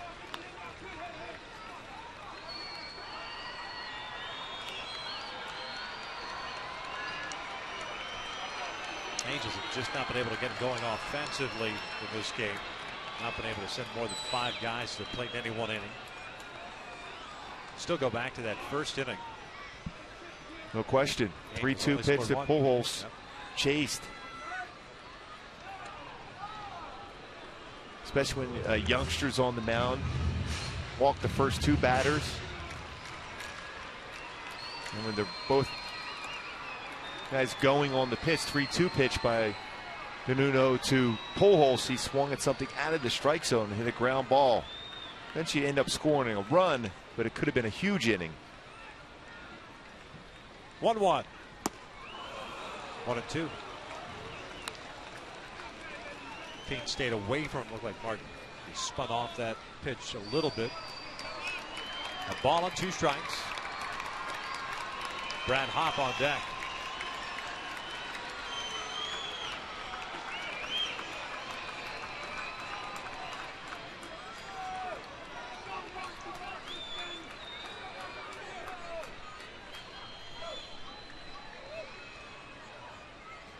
One, 2 on the way. This is line to left center field. That's a base hit. Kendrick will round second. He'll head to third. The throw goes into second base, and Mark Trumbo with a multi-hit game. It'll put runners at the corners for Hop with 2 outs. It's a good fundamental play by Minnesota there. You want to throw that ball back to second base. Sometimes you'll think, well, maybe we could throw Howie out at third base, but the reality is you want to make sure Trumbo stays at first and doesn't get into scoring position. But another good swing by Trumbo. 2 base hits. Even his out was hit well to short. And how he picks that up and ends up going to third base. Could have drew a throw. Would have been a close play. But the reality is you want to make sure that runner doesn't get into scoring position also. So Ron Gardenhire's going to go to the bullpen and bring in his closer. Glenn Perkins had been warming up. With the left hand hitting Hop due up. We got a pitching change here in the 8th with 2 on and 2 outs. The Angels down 4-2.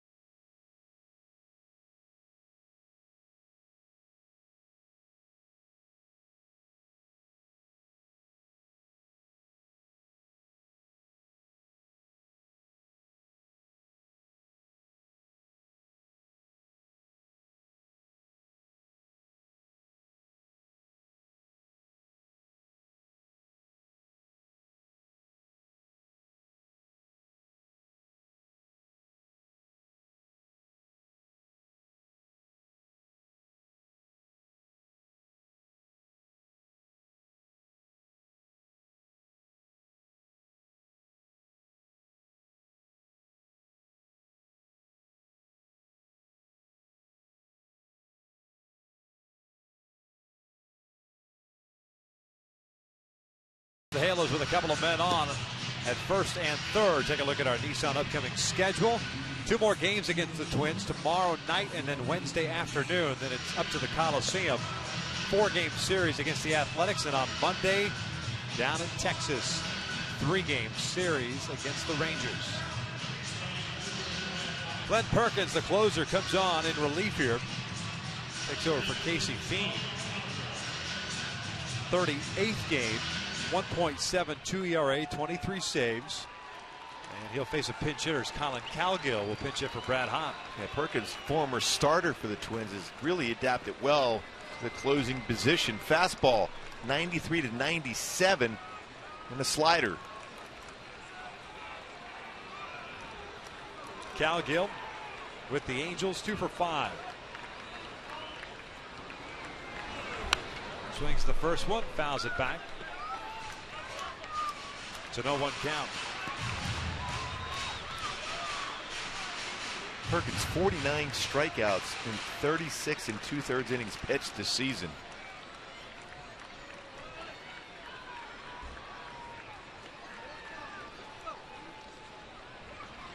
Plouffe guarding the line at third. Morneau holding Trumbo at first. That's inside. 1 ball, 1 strike.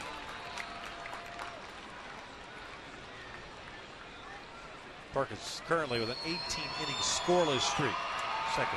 Second longest active streak in the big leagues. So he's due to give it up then. Yeah, absolutely. Named to the All-Star team for the first time in his career. Did not get into the game. 2-1.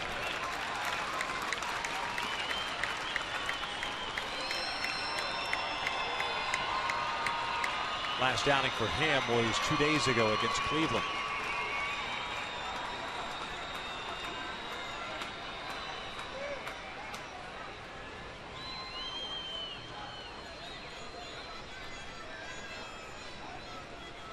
Two-one on the way. Way inside. 3 balls and a strike. Conger on deck. I wonder if Soch allows him to hit or if he pinch hits Chris Iannetta for him. Yeah, I think he's going to probably go with Chris Iannetta.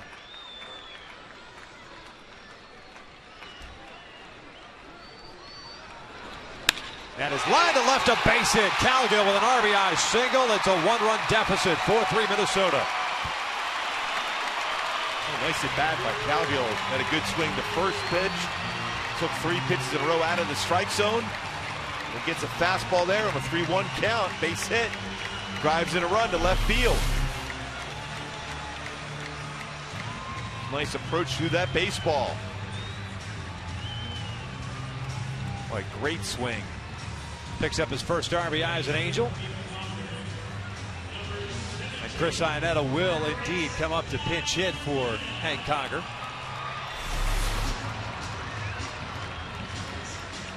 What this inning has done as well is that it guarantees if you get to that situation in the 9th inning, Mike Trout will get an opportunity.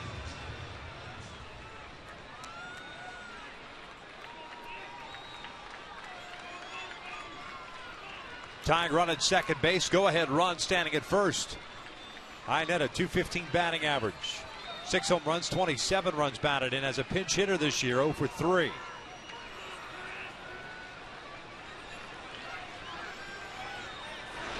Swings and drives one out toward left field. Going back is Thomas. Still back at the wall. Reaches up. Makes the grab and robs Iannetta. He gave it a ride, but just not enough. The Halos get 1. We've played 8. And it's a 4-3 Twins lead. Boy, timed his leap and made a great catch at the wall.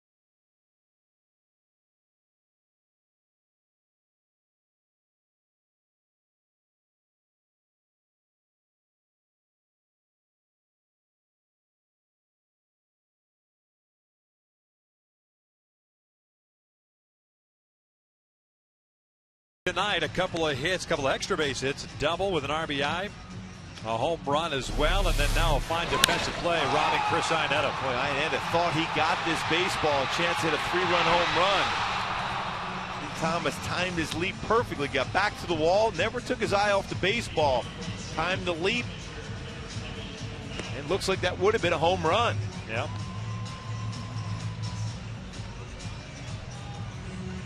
Iannetta stays in the game. He will be catching the new pitcher for the Angels. Everyone on the bench and everyone in attendance here obviously disappointed.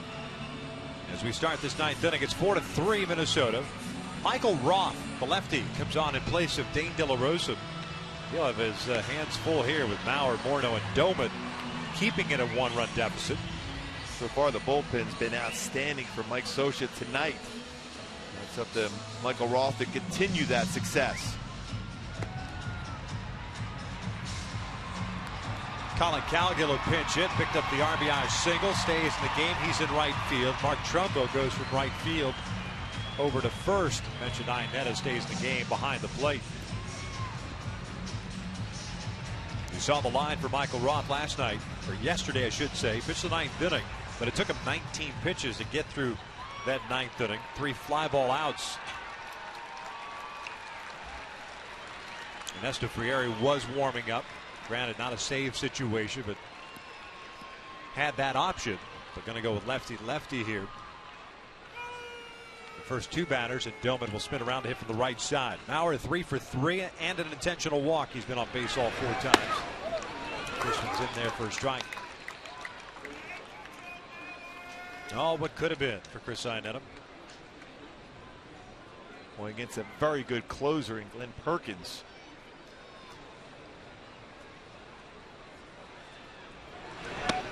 One ball, 1 strike. Halos in the bottom of the ninth inning. We'll have Ibar, Shuck, and Trout to face Perkins.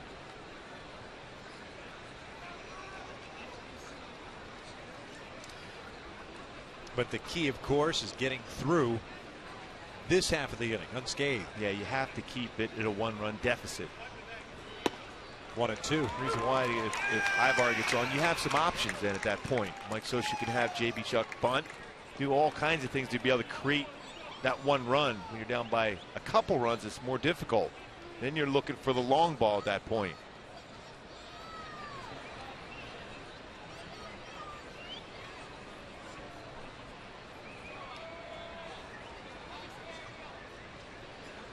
One, 2. Bauer takes it a little bit low.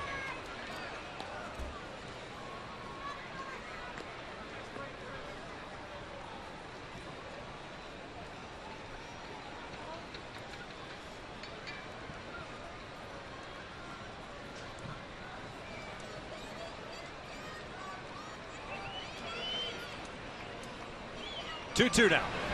Broken bat roller towards second. One away. Boy, a good pitch right there in on the hands. Broken bat roller, 1 out. And that'll bring up Morneau. We'll check out our AT&T Twitter poll question of the series. Your favorite ex-Angel first baseman. And right now, Wally Joyner with a slim lead over Rod Carew. Pretty close. Yeah, JT Snow, 25% of the vote.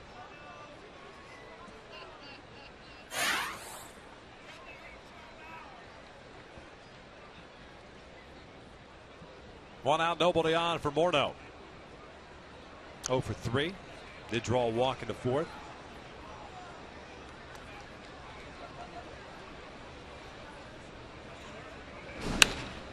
Lifts one out toward left center field. Not very deep. J.B. Shuck moving over. Dives, and he makes the catch for the 2nd out. Nice play by J.B. Shuck. Seen some better reads off the bat for J.B. Shuck of late.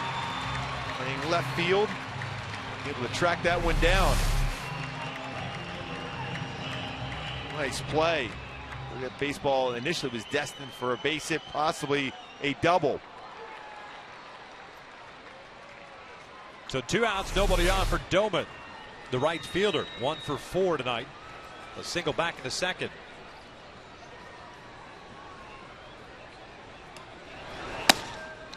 One and 0. De La Rosa, by the way, went 1 inning, 2 hits, 3 strikeouts, 1 walk. Dane struck out Bernier with the bases loaded Finish off the 8th inning. 1-1.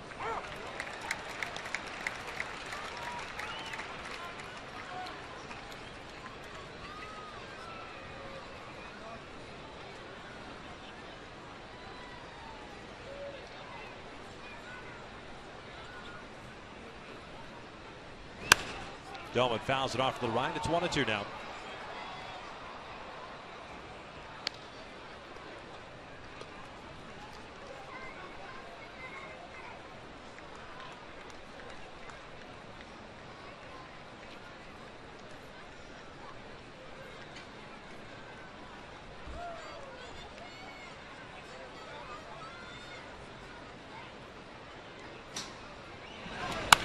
That is shot foul down the line.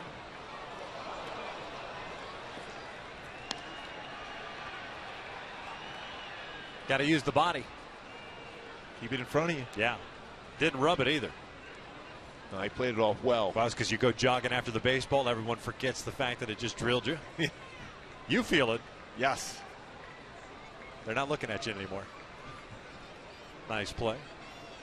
Still at 1 ball, 2 strikes with 2 outs. Doman yanks it foul.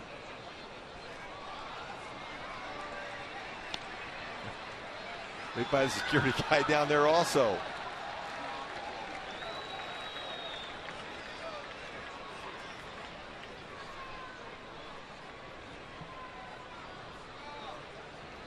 Bottom of the 9th inning against Glenn Perkins, Eric Ibar, J.B. Shuck, Mike Trout. Ground ball slowly hit to third. Callaspo's got it. He will head to the bottom of the 9th. The Angels down 4-3.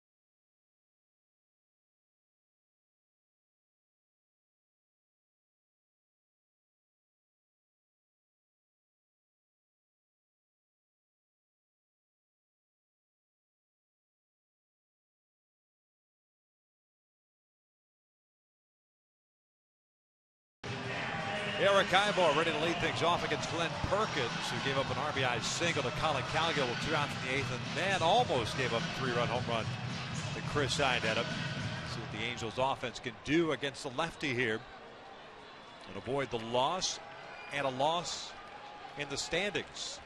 Oakland and Texas both winning tonight. So loss tonight, the Angels would be 11 back in the West. Into game 2 of this 3-game set tomorrow night. Ibar spins around to hit from the right side for the first time tonight, and he will look at a strike. Plouffe playing in and toward the line at third base. Morneau playing in at first. Hicks shallow at center. Everyone else at normal depth at each of their respective positions. I think you notice from Perkins, a lot of his pitches though are on the inner half against right-handed batters. Ibar drops the ball on the third base line. Plouffe off balance throw. Morneau kept the foot on the bag, and there is out number 1. Boy, well played by Plouffe and Morneau. Plouffe using the bare hand. Thinking in terms of no double defense, but comes in with the bare hand, quick throw. And Morneau able to stretch out and keep the foot on the base. An outstanding play all around by the Minnesota Twins. Here's J.B. Shuck, 0 for 3 tonight. Walked and scored in the first.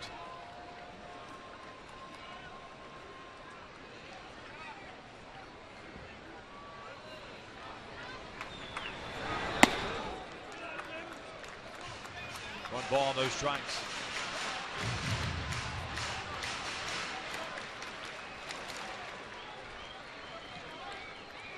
Twelve hits for Minnesota. They've stranded 10. The Angels 7 hits have left 8 guys on base. Shuck loops one into center field. That'll fall in for a base hit. So the tying run is on board, and the winning run, potential winning run, and Mike Trout coming to the plate. Well, this is all you can ask for, an opportunity. And J.B. Shuck, well-placed baseball in the center field, gives Trout that opportunity.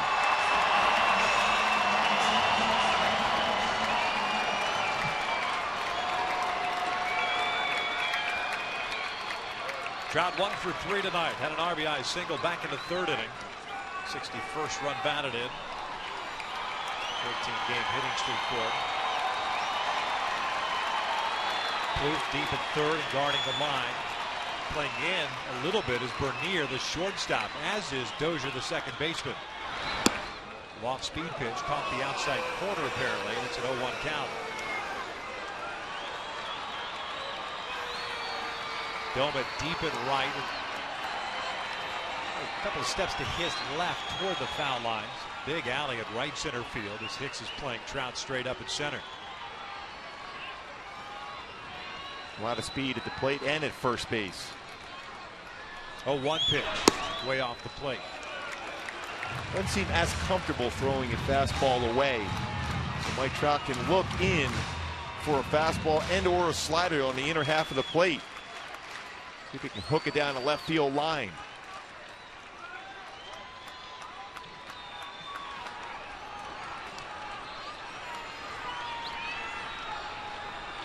There's the 1-1.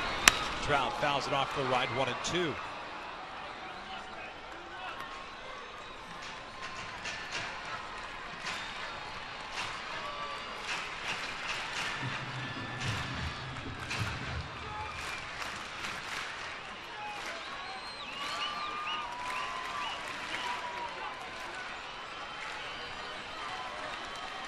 Albert Pujols on deck. Key for Shuck too is make sure that you don't make an out over at first base. Perkins a lefty on the bump. Got a pretty good pickoff move too. Before that, former starter. Vernon the closer. Now the 1-2. That's hooked down the line, but too much. 1-2 still. You wonder after that swing, and a couple of the swings we've seen already from Cal Gill and Iannetta, that if he goes back outside against Trout. Or tries to elevate a fastball. He might try to go upstairs with a fastball. See if Trout can jump on it. Long look in for Perkins. So Trout, tired of waiting, backs out.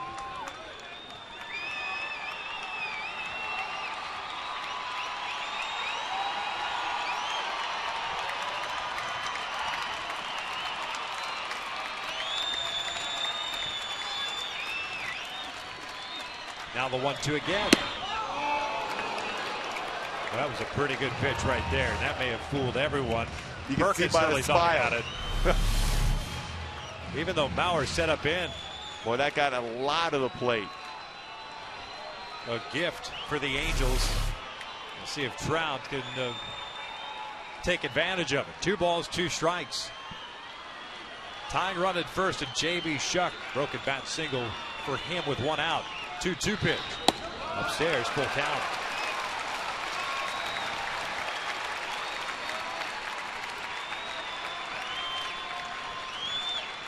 Yeah, a lot of times with Mike Scioscia, you'll see the runner going on a 3-2 count with one out, but not in this situation. Perkins, a good move to first.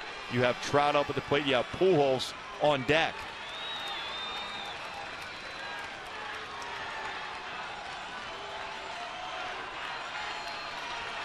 Here's the payoff pitch. Trout pops it up. That's a chance of falling in. Long run for Dozier, the second baseman. That's a fair ball. J.B. Shuck had to hold up, and he advances only to second, but that's all he could do right there. Doman playing extremely deep, and it's understandable, but a long way to go for Dozier, who's playing more towards second base, thinking in terms of a double play. There's no way there's going to have enough coverage to go back and make this play. Very difficult play for any second baseman going that far out. You see Dozier basically overran the baseball. Yeah, he's just thinking, I got to run as fast as I can, because he's looking for a ground ball towards second base, a potential double play ball.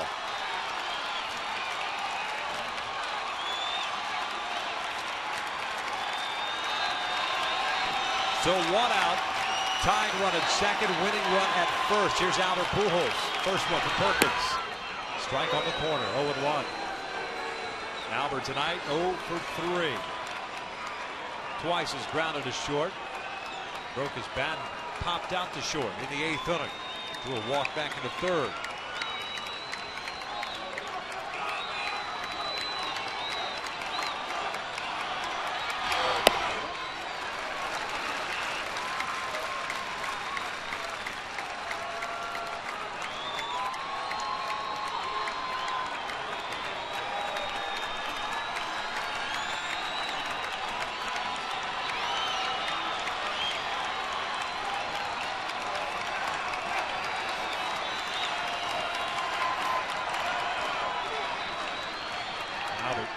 Backing out after Perkins took a while to get that sign.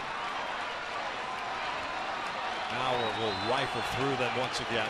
Howie Kendrick is the man on deck. The pitcher's been pitching Pujols inside a lot. For the lefty pitcher, Albert get the bat head out. That's outside, 2-1.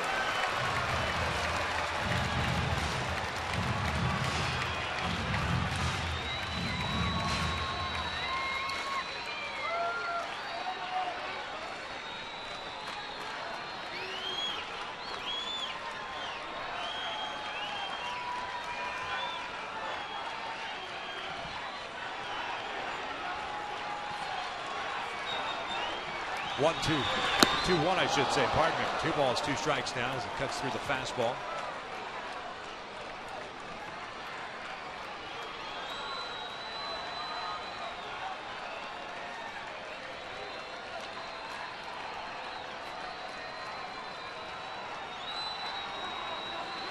Pitches thrown by Perkins. Got the last out in the 8th. Ibar tried to bunt his way on leading off this 9th and thrown out, but Shuck and Trout with back-to-back hits. It's fouled back.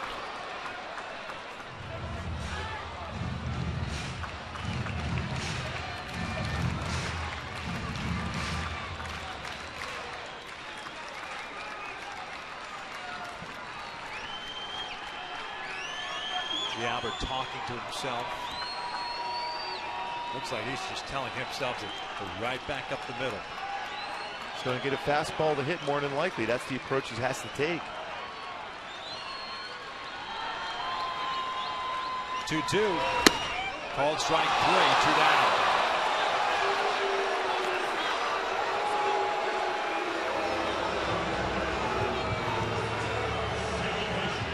Trying to sneak a fastball inside, see if he's able to catch the corner. Looks like it's just off the inside corner. Away on all the pitches prior to that one, then sneaks a fastball inside. Down to the last out, it's Howie Kendrick at the plate. Here's the first one. Howie rolls it foul, and it's an 0-1 count. Kendrick tonight 1 for 3. Sac fly back in the first, singled and scored in the 8th inning.